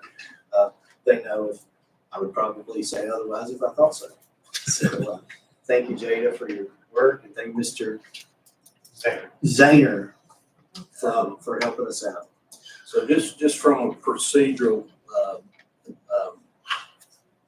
what happens when we table this is, I might need some clarification on this, but for us to bring this back up, could you clarify what the consequences of us tabling this is? Sure. So tabling action on the comprehensive plan resolution. So the state statute requires the board to adopt an amendment to the comprehensive plan within 90 days of the planning commission's recommendation, their resolution. So that 90 days would be up on March 18th. So for the comprehensive plan amendment to be brought back, it would have to be reinitiated. And what that would mean is this board would have to take an action to initiate the amendment. It would go back to the planning commission in some form, whatever that would be. That would be a public hearing before the planning commission. They would consider it again, make whatever recommendation they saw fit, and then we would come back to you, within that 90-day period. For the zoning ordinance text amendment that I understood you're also taking as part of that motion, that could sit here as a tabled item until you're ready to take it up again. You've already held the public hearing. You could hypothetically reopen the public hearing. When you decided to do that, you would want to re-advertise that to do that. But I can also anticipate that maybe there would be changes to the text amendment too. It depends on what those changes are, if that comes forward. And it may be that the best practice would be that, depending on what the changes were, if there are any, that go back to the planning commission as well. Should we table these in separate motions? I don't think that's absolutely necessary. I think just as long as it's clear to everyone that you're tabling action on both, and that, and also the stipulation about accepting applications at this point. Okay. Yeah, I think it's fine. Okay, thank you. Can we make sure she got that while we have everything? We've got a motion and a second on the table. Does the motion include both the amendment to the comprehensive plan and the ordinance? Supervisor Anderson made the motion to table the comprehensive addendum and suspend all permit request requirements related to the wind and solar. request related to wind and solar, and I guess to include the text. The text was We didn't mention that. Well, we've got a motion and a second on the table for the comprehensive plan and the suspension of applications. Let's go ahead and vote on that, and then we'll do a separate, motion for the text. You want a roll call vote? Well, do we have to have a roll call vote? Okay. We got some roll call votes coming up in the rest of the all those in favor, signify by saying aye. Aye. I'm also aye. I would entertain a motion to table the text amendment. So, second. Got a motion and a second. Is there any discussion? If none, all those in favor signify by saying aye. I'm also aye. Okay, we removed the presentation, the audit presentation, so we're gonna move on to new business. Mr. Board, you wanna go ahead and do resolution number 4 from the consent agenda first? Sure.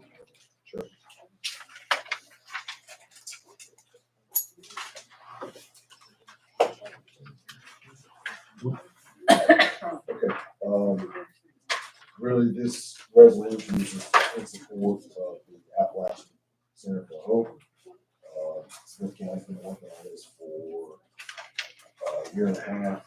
And the way the OAA opioid abatement authority works, certain funds are designated for localities, and other funds are designated for regional products, regional initiatives. All this does is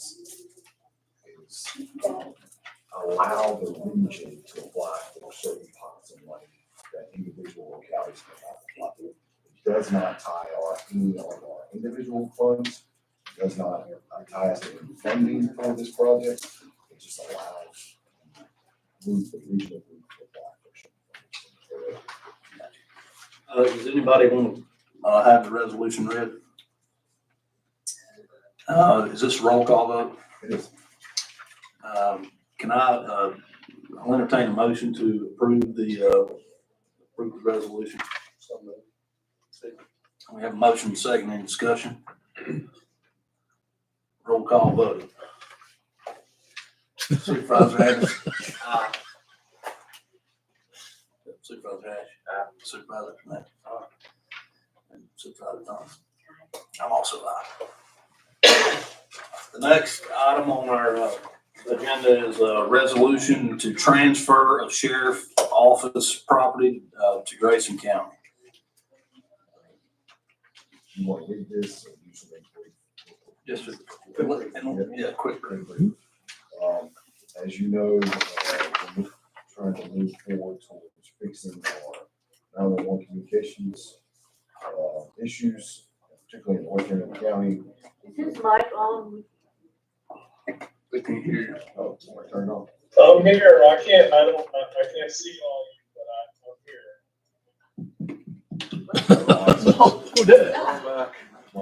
Wrong mic. This is Steve. Can you hear me? Microphone. Microphone. Can you hear me at all? Can you hear me at all? A little bit. So all this is we are in a process of trying to fix our 911 communications issues, particularly in the western end of the county. And what this resolution does is use the property, the sheriff's office, as a collateral lease with in a financing agreement with the VRA, Virginia Resource Authority, in order to finance improvements to the county public radio system.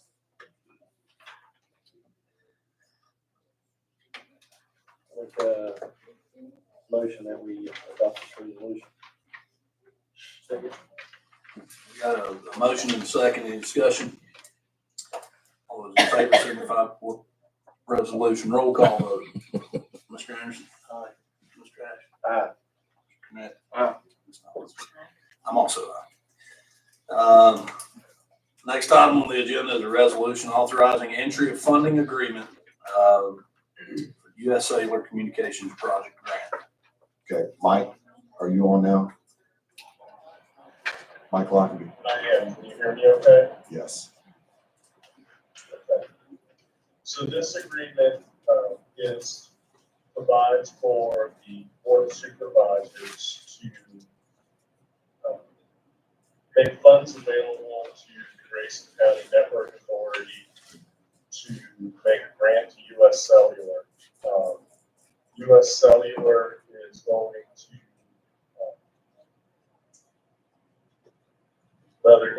they're going to be constructing 3 towers that we're going to be using for the public safety project that Mr. Boyer was just talking about. As part of that, they're also going to be locating they're going to be locating their normal cellular antennas on those towers as well. And the thought there is that we would get both the benefit of having these available to have public safety radio in the West End, as well as for them to have telephone and some level of broadband in the West End, which will increase overall internet availability, but probably more specifically and importantly, make sure that there's telephone, E911 locates when people need it, and the ability to pay for volunteer firefighters and rescue squad members when we need them to respond to calls. So all of that is provided in there. This funding agreement provides for the county to make the funds available to make a grant to US Cellular to put that together. And that's only one piece of the bigger radio project.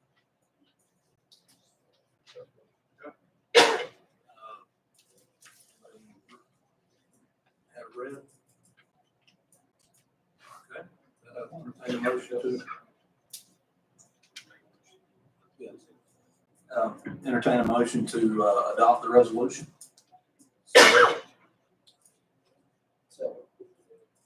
We have a motion and a second. Is there any discussion? Yeah, just want to be clear, this is not committing us to moving forward with the project and the funding at this time. This is not committing you to carrying forward with it at this time. There are still a couple of jumping off points on this, but this keeps you on the road and on the schedule to be able to do so. Here in another probably 6 weeks or so, that absolutely everything is put together. I just want to make that clear. Last wireless meeting was last week. We just want to see a few more pieces of the puzzle put together before we commit to it. I think pretty much everybody agreed with that. But with that being said, this is severely needed in the western end of our county and the entire county with 911 communications. Supervisor, can I add this? I think the resolutions that we passed last week, this is what we're passing in with the supervisor. Is that correct? Okay. Okay, we have a motion and a second. Yes. Any further discussion? All right. All those in favor signify by saying aye. Resolution. Roll call vote. Mr. Anderson? Aye. Aye. I'm also aye. Okay, the next is a resolution approving the lease financing of capital improvements to public safety radio communications. Mike? So this is the agreement, as Mr. Boyer said, this is the agreement, this resolution initiates the process of actually borrowing the money to do the radio system projects. It provides for the county to borrow up to $2.55 million, I believe is the amount that we had budgeted for this as the amount that we would need to borrow. Provides for a maximum interest rate of 4.5%. What would happen here is we would lease the sheriff's office to BRA. which is a state agency. They go and they buy these relatively small bonds from localities, and then they go and sort of package them all together and resell them as VRA bonds on Wall Street, kind of backed by the full credit of the Commonwealth. It's actually a moral obligation for the Commonwealth, but basically the Commonwealth of Virginia, the General Assembly stands behind them. So tends to get a fairly good rate on these, and got relatively low costs because we're sharing the costs of the actual sale with all of the other localities and water authorities and so forth that are also participating. So, but you would be taking the next step along the line of committing to do that, to go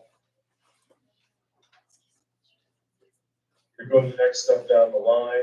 What would happen is that Mr. Ivy would, you would pass this resolution. Mr. Ivy would execute an agreement next week, and after he executes that agreement would be, we call it held in escrow, which is to say that his signature would be not released for about another month, which is why I say that you guys have the ability to back out of it, but at a later date. But we would move forward with that next week. That's really the size of what this is. You're moving the next step down the line of borrowing up to $2.55 million at not more than 4.5% on the term of, I believe we decided 15 years, but I think in the agreement it allows for it to be up to 20 if market conditions change. So that's pretty much the size of it. Do you have any questions for me?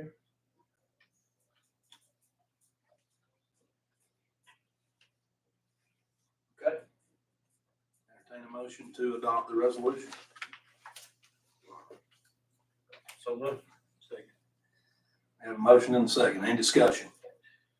One more thing, I think this is for Mr. Boyer. We will have an opportunity to ask more questions before we make the final decision. I assume the next month's meeting, is that? And have maybe some more specifics on it. No further discussion. Sir, at next month's meeting, we will have the agreement with US Cellular. And so that's going to have a lot of pieces in play. That's going to have a lot of pieces to it. I know we talked about that in the wireless authority meeting, but that's not fully hammered out yet. Thanks, Mike. Mike will need a wireless authority prior to the board, though, correct? Yes, the wireless authority will need to actually adopt that agreement with US Cellular. So that's something that we will need to have, whether we have it, just at 4:30 before the board meeting, or you have the week before or whatever. We are targeting having that agreement in substantially final format, not later than April 5th. I know that Mr. Rebels is available to talk with board members about the status of different pieces of that agreement as we go through the negotiating process with US Cellular. Mr. Boyer, as a point of clarity, I think that would be called network.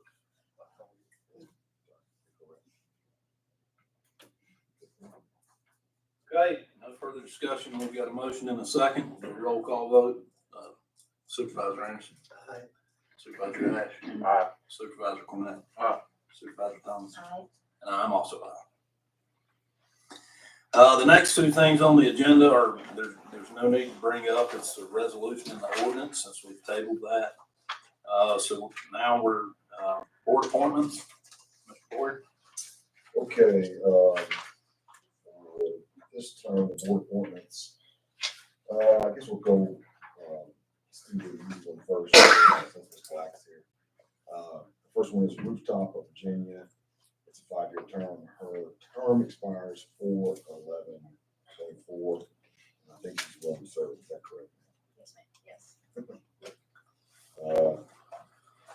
So you want to vote on that? On these individually? How would that be? How many are there?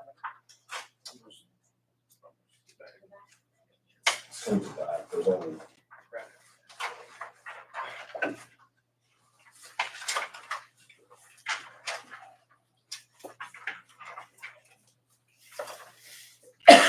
Okay, here we go.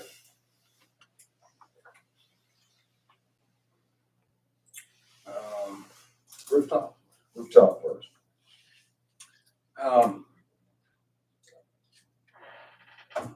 Y'all wanna do them one at a time, or just do a blanket when we get them all? Well, I'd rather do a blanket unless you guys want to do it. well, I just would maybe like a point of clarity on the, Economic Development Authority. Just for my identification. Is each district allowed, how many positions or seats on that board? They are, not district specific for the bylaw. Did they used to be? Well, I don't know if it was just a point of, maybe consideration or that, there's, no offense to you, but I think, 4 positions from the Oak Creek district. I'm not aware who they are. And exactly how many seats are they on there that vote? Just for my education. There's some non-voting, there's 7.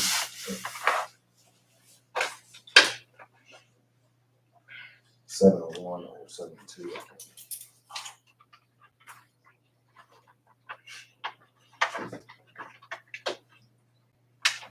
There's 7 voting. 7 voting members And 1 non-voting. and 1 non-voting. 7 voting members and 1 non-voting member. For a total of 8. So Order. there's a total of 8 members, but only 7 are allowed to vote. Is that county rules That's in the bylaws. and county bylaws? Well, it's in the bylaws for the EDA. This was set up in 2022. Is that I right? think we put an alternate or 2 alternates at one time in place. But there's, Yeah. Ran that by lethal too. That's how we input members, non-voting, and voting.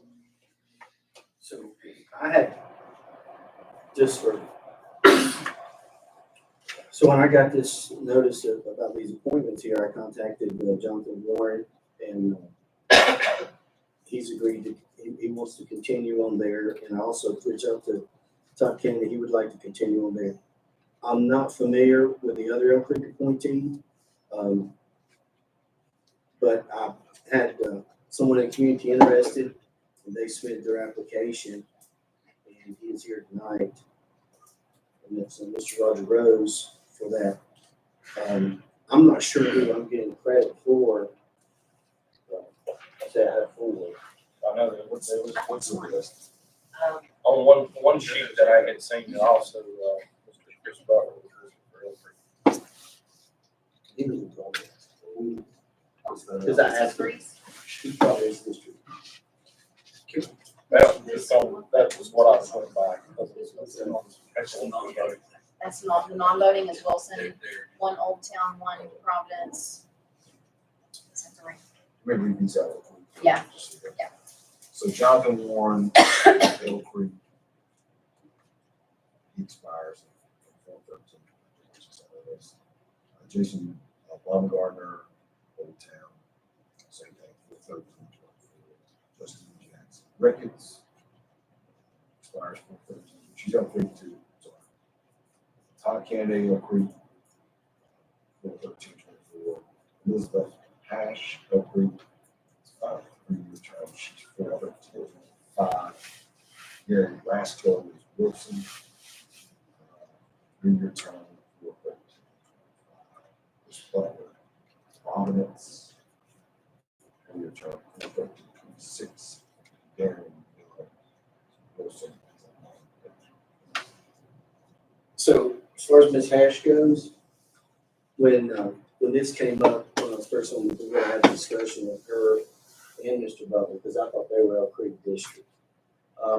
Ms. Ash lives in the Elk Creek district, and I asked her if my predecessor had appointed her, and she said, no, Mr. Shepley appointed her.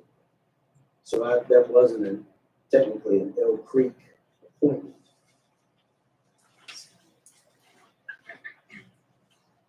Sounds to me like we need to review some bylaws. Sounds to me like I'm getting the short end of the stick here. I don't have any.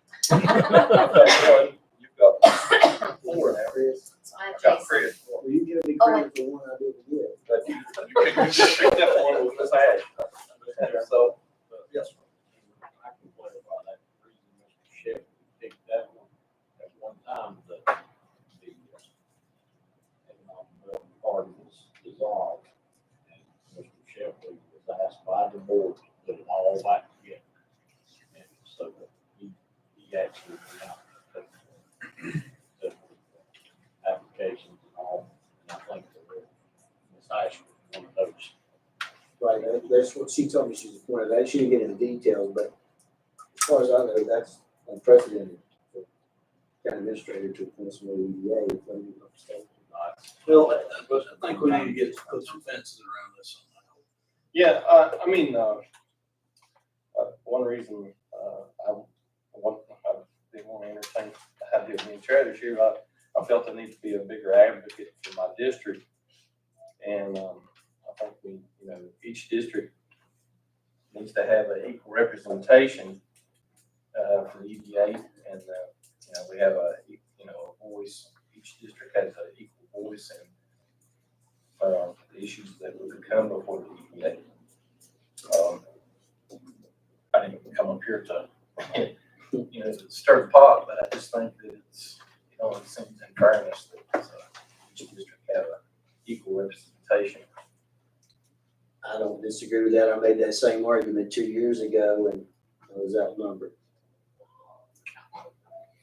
For the EDA. Yeah, that's why we added 2 non-voting people because it got, I guess, stretched out that way. Can we suggest that the staff review to come up with a plan of this and maybe table the board appointments for the EDA tonight?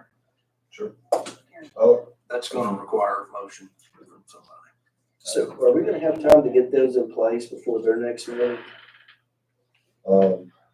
the EDA, we will, I don't know, I gotta look at my calendar. 13. What meeting's after that, I think. Yep, 4/13, yeah, so we'll have it on the 12th, so we can have it in place prior to. Your EDA meeting is the 14th, of the 16th So of April. we'll need a buy. Let's move along. Okay, I'll make a motion. I'll say. We got a motion in the second. Is there any discussion? Does she need clarification on what the motion was? We're just tabling the EDA. We need to- First step for. We can have some discussion on zoning, but just something. Right. Right, but, and we need the clarification on how many appointments we all get, including the at-large. Including me. Is that, I'll rock is with it on there listed at-large? Anyway, You got a whole county pick from it. We'll do a little stuff. We'll set options and tell us which one. That sounds fair. All right, got a motion in the second. Further discussion? All those in favor signify by saying aye. Aye. I'm also aye. Okay, rooftop, Virginia. We're done. We're good. We haven't made a motion to do it yet, but I'm sorry. zoning board of appeals. And so Mr. Haga, you, Mr. Brantley, he's going to serve another term. Mr. Goodman, term expires and is not going to serve. And Mr. Andrews. Going to serve in his place. Will serve in his place. That's correct. So if we have a motion to appoint Jada Black, Austin Haga, and Keith Andrews to their prospective boards, would that work? So moved. Second. We got a motion and a second. Any discussion? Those in favor signify by saying aye. Aye. I'm also aye.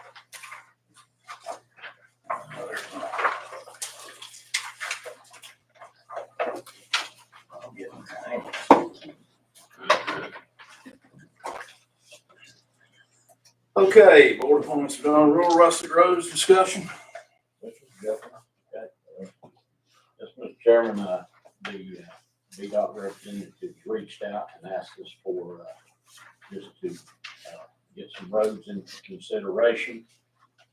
Mr. Boyer sent that out to the, Board of Supervisor members, and we received, 7 roads from the Providence District, and 1 from, Supervisor Anderson's district, Beaver Dam. And, so we have those. I think y'all have those in your packet.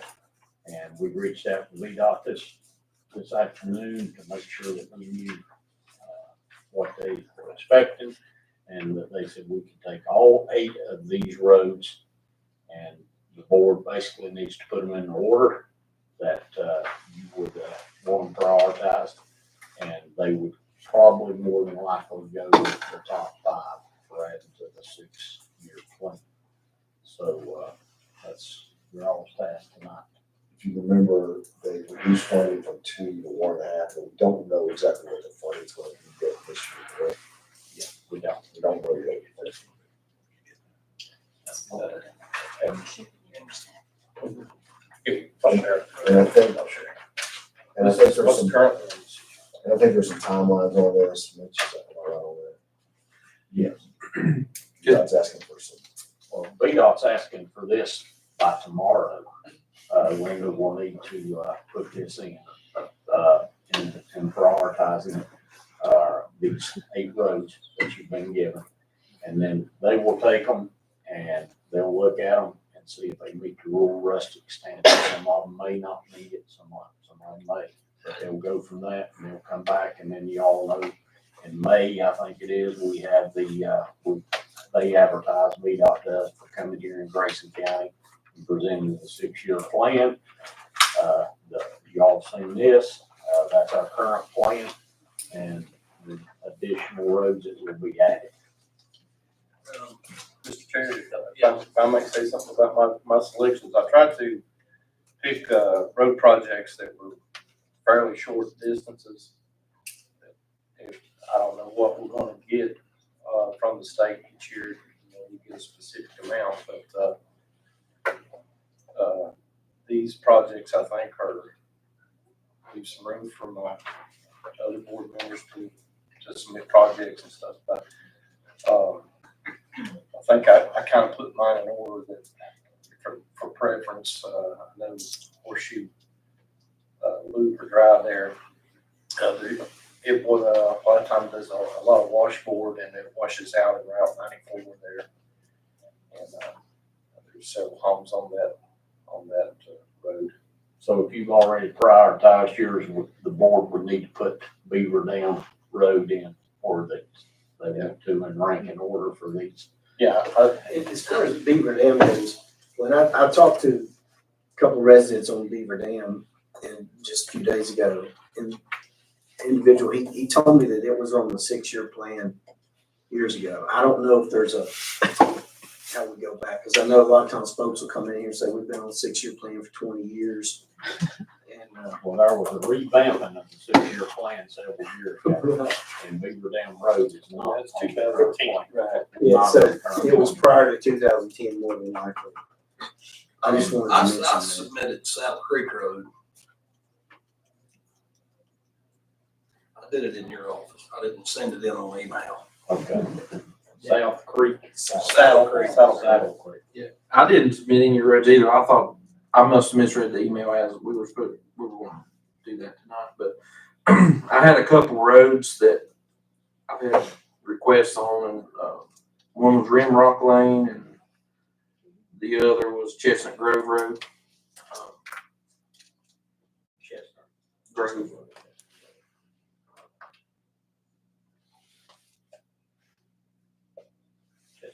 Road or on road. So now the board has 8, 9, 10, 11. There's 11 that you all can rank, and then we'll get this sent in tomorrow to them, and then they'll do their rural rustic study to see if they meet that criteria. The one that I submitted, I wanted ranked number one. Hey, now. That's my first. You already looked at it. I submitted, I'll take That's there you go. You got it. The only one, Somewhere in the top. when I called and asked, pretty much all the roads that I asked were already on the plan. Yes. The only one that I wanted you to see if, I think there's not room for the equipment, Mount Olivet. I've been asked about that one, but I don't think there's room for the equipment, or at least that's what we've been told. But it can, I'm sure there are other opportunities in here. And I did send an email to them. about Thank you. your, maintenance concerns. Okay. All of your roads except that one was on there. Okay. Thank you. Plan on it. But Mount Olive. That's about it. So will they be at a future meeting next month or in a couple months? So I've got a lot more questions for them. They'll do a 6-year plan. Present presentation. You need 6 right now, don't you? Or 5? Well, they said send in your request, but the top 5, as you all rank them, will be the ones that they can look at and say, yep. we make full rest. It depends on the way. But they need to all be ranked, because you may have 1 or 2 in the top 5 that doesn't meet, and they have to drop on that. Okay. So where is the list? 9 or 10. I don't think we have that list. I guess that's why I was confused. Yeah, we don't have the entire list. Like to say what should. Yeah, like expand what's already in. Ones that's just been talked about, have been added, which is, Beaver Dam was not on, well, you sent it in. Beaver Dam, Saddle Creek Road, Brantley, Supervisor obviously, Rimrock Lane, Chestnut Grove Road, were yours tonight, and then Mount Olive Road. And the rest of it, probably is. And don't forget mine. And then, Yeah. your 7 are already ranked, so it's a matter of putting Beaver Dam, Saddle Creek, Rimrock, Chestnut Grove, and Mount Olive. And there are somewhere in that order. Can I give one more as an alternative in case some of these don't work? And it'd be Little Fox Creek Road. Yeah, let's all get one. Little Fox Creek Road. I haven't heard many complaints from my district. I called several individuals and asked of roads that I knew I had heard from. Did you get one from my district? No, I have my district code. Oh. But I think Kenneth did a good job getting Baywood covered, so, in the past 12 years. Baywood's very I tough. saw that. So I will take, forgive me, Mount Olivet people, but Darren, if you want to take the list, and give each supervisor a choice to put a road, we can list them as they do that. It's just a 5. well, I'll give mine to someone else. I think if you 1, 2, 3 Mitchells, and then we'll argue over the. So yours would be Horseshoe Drive, would be yours. Right there, Creek Valley. And, yours is easy, that is Saddle Creek, that's number 2. Yours is Beaver Dam. Okay. And then you need to give me one. Rimrock Lane. That was Rimrock Lane. Okay. And then, Barry, yours would be Supervisor Thompson, yours would be Mount Olive. Well, I think, I'll give it to another district because I don't think they can get the equipment on that road, and that is the problem. But the district's pretty well taken care of. I'll defer to the at-large since he's got more roads. Chestnut Grove Road. In the Wilson District.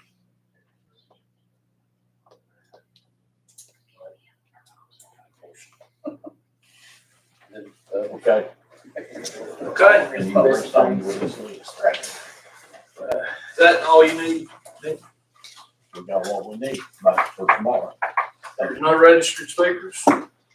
Well, Wait, this, she said she registered for everything.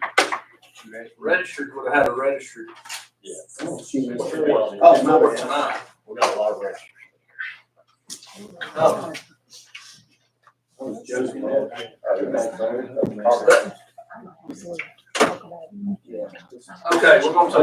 we're gonna take a 5-minute recess.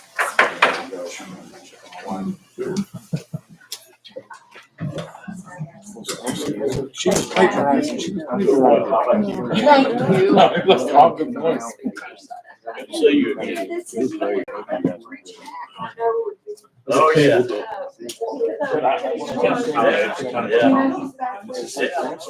Yeah. See you very often. My wife. Oh, wow. My wife sold the house before her house down. Where she was raised. Okay. Still reaching out, working hard for me. Good to see you. I'm assuming.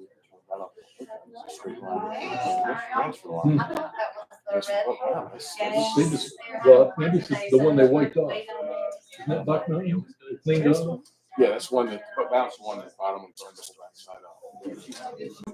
So maybe with the other corporations being involved, maybe.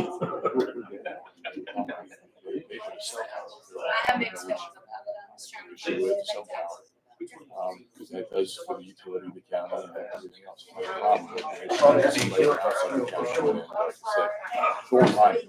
They're getting ready to build a new Amazon massive server. The amount of kilowattage. Yeah, Jason. That's a great All job. right, we'll take Jason to do. I'll look you up on Facebook. Yeah, I don't expect much on my face, but I got. They told me to go to Grayson while I was there. I got that canvas. I said, I did. I swore it. Somewhere he's laughing. Like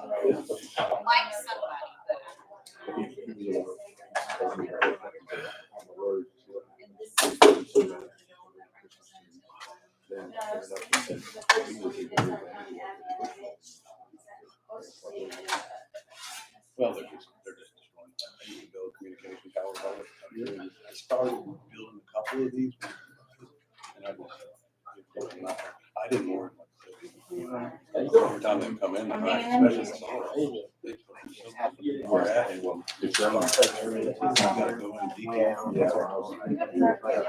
No, here, I can take it. You need another one? I'm good, I've got one.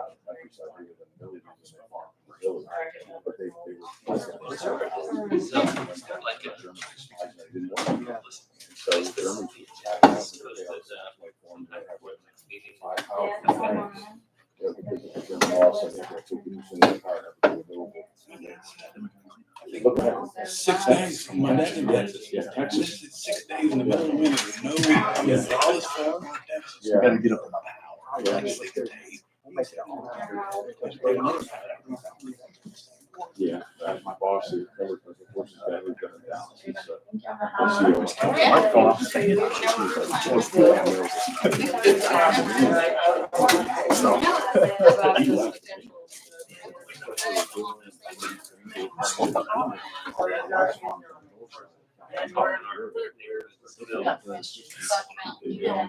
Hey,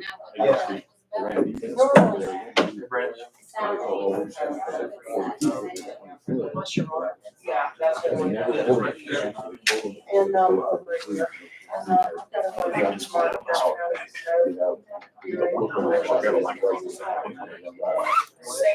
I'm actually grabbing my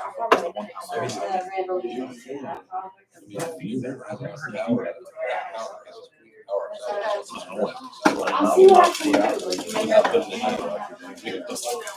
can do. Got my email. Yeah, it's like everybody else, it's just a black. And my dad wanted tomorrow. So I mean, that's. Where I'm coming from. So I'll see what I do. Sarah. You have some good, I can look at that. No, it's not grandma. So you're talking about type of sound and broadband is Tom. Okay, perfect. All that work. There's been a lot of work. By the time this is over, I'll be prior. Okay. That's all I should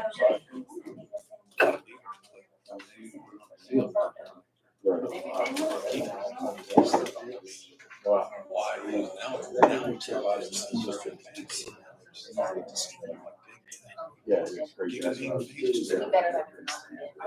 I'll see if I can.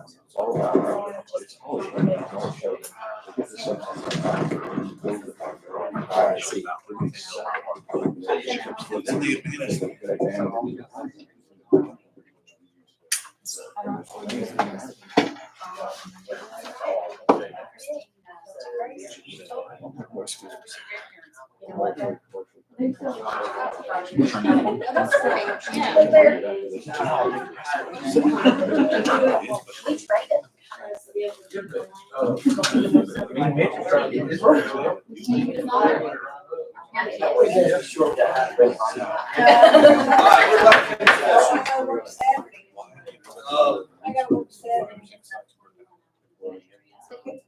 Okay, public comment, Ms. Connie Parsons.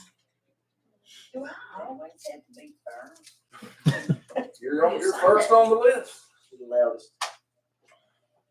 For my comment now. Well, you get 3 minutes. Only Parsons, I live 1420 Riverside Drive. All those recommendations, could they be amended to like smaller wind turbines? Not 680 feet ones and stuff like that, is that a consideration? I'm sorry, we're not allowed to engage I know, when you're. but that's, I'm just throwing it out there, cause y'all gotta think about this stuff. This is what I thought about when I'm hearing everybody. They don't really want them. And then the cleanup, people mentioned the cleanup. I guess I'd like y'all to think about, are they gonna be responsible for it and all of it? And those are just points for discussion. And I guess I'm done. Thank you. Roger Rose. Room cleared out pretty much. I'm gonna talk on this, Roger Rose, 15 Discovery Lane, Elk Creek. I'm gonna talk on the subject of the sanctuary city for the unborn. Everybody's familiar with what happened with that last year. I'm not sure we got a good shake on it with the board then. So I'd like to ask the board to reconsider taking that subject back up. Thank you very much. Jason. It's Badun. Like that Mountain View Avenue. I watched the board meeting for the communications and the budget planning, and I wanted to thank each one of you for working. It's one of the issues that I've cared very deeply about, is EMS and the radio system.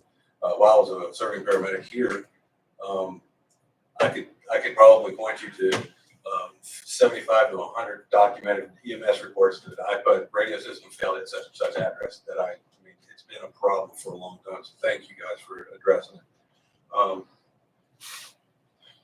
There's a couple other issues that I just want to say while y'all are doing it.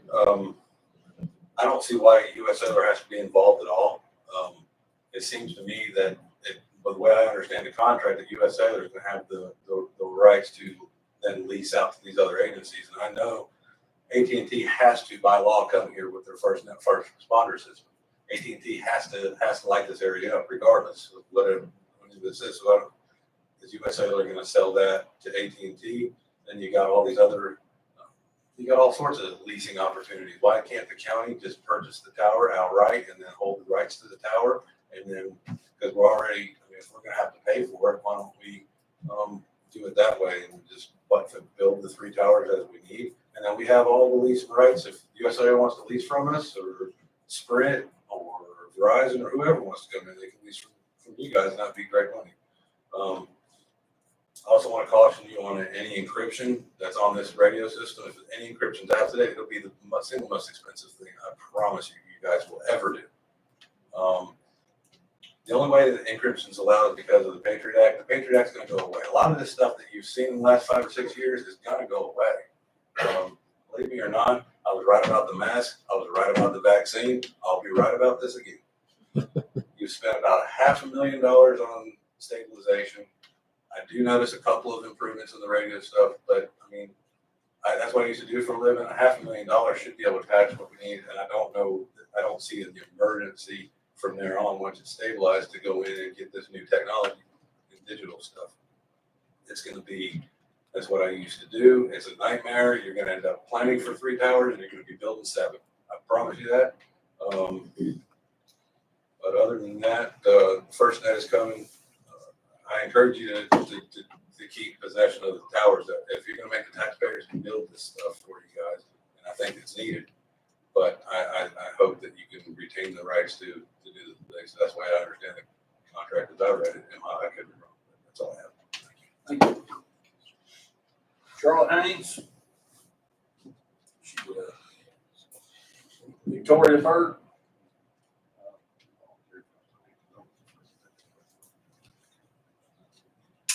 Christine McConnell.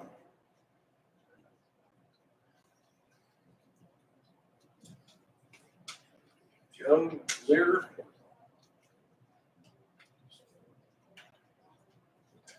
Okay, that's all of the public comment.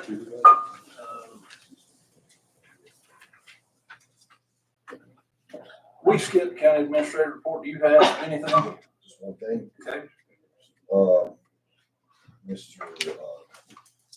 Mr. Anderson has pinged us a couple times and more comments about some of the road issues, so I just want to give you a quick update on that. Thank you. Yeah, I had that in my head, but I forgot to mention. Back in January 25th, Mitch reached out to VDOT. And this is what they sent back. Traffic engineering has indicated that warning signs on Hardin Road, warning signs have been ordered advising trucks not to follow GPS routing onto Route 703 Hardin Road. These signs will be erected as soon as they are made available. Baywood Store Road, Route 624.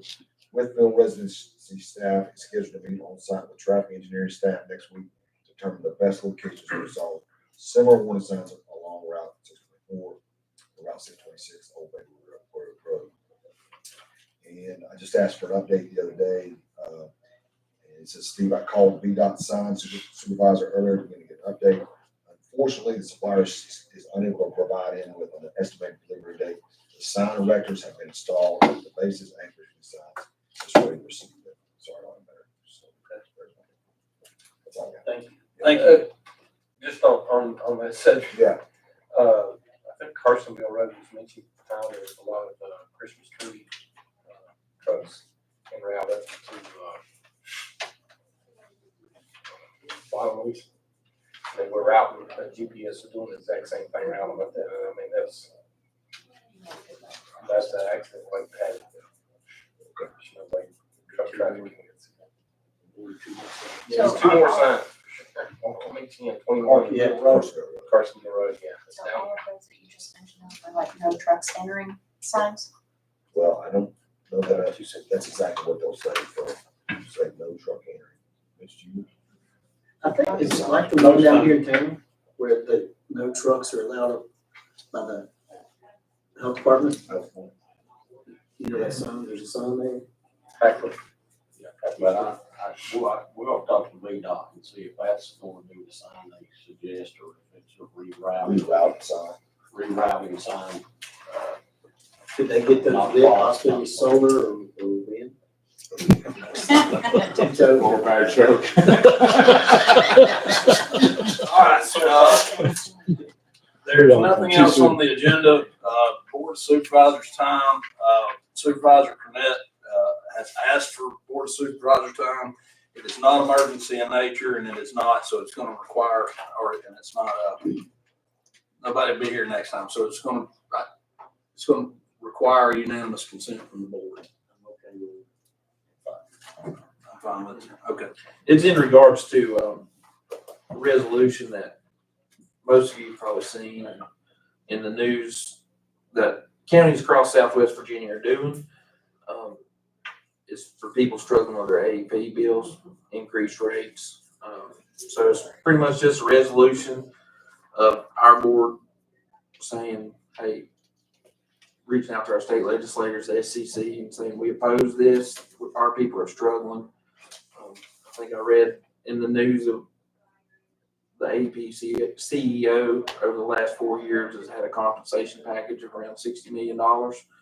So it's pretty much, I've got a copy of Wythe counties and Russell counties here if anybody would like to see it. I would like to ask staff to draft a resolution for our next meeting if similar to these, if the board we can get a consensus on that. And it's just us trying to do our part to help the people. And, you know, we don't have a lot of authority here, but I'm just trying to do what we can because I've heard a lot of citizens with these issues. We'll try to help all we can. Okay, can I ask a comment or is it just? I'm not sure how it His works. permission, can I have permission to speak, Mr.? Yeah, I guess. Come in. When we were in Richmond, this was mentioned, there was a county that, I don't remember which county it was. And they were asking other counties to join in, maybe be allowed a voice. It doesn't have teeth, but it is symbolic. Yeah, Russell County, Wythe County. I've also talked to some of those guys, and everybody in Southwest Virginia is trying to band together and hopefully send a message. Wish we could have done this before the Right. rate hike. Yeah, yeah. For the Yeah, reading. this is, They like the doctor. Well, there's more rate This- hikes coming. yeah, there's, Yeah, oh, they're all, yeah. they may have one submitted. The way this reads, I'm not sure on that. I tried to research that and didn't see if they had one submitted to the SEC, but I took it as they do. So if not, I'm sure there's more. That's great. Is that the consensus? I don't think. You good? I'm good with it. Yeah. Or if you want a motion, I'll make a motion. We need a motion. I'll make a motion to adopt it and then a roll call vote. Okay, at this time, I will entertain a motion to adjourn. So moved. Second. All right. Second, discussion. None. All those in favor signify by saying aye. Thank y'all. Thank you all.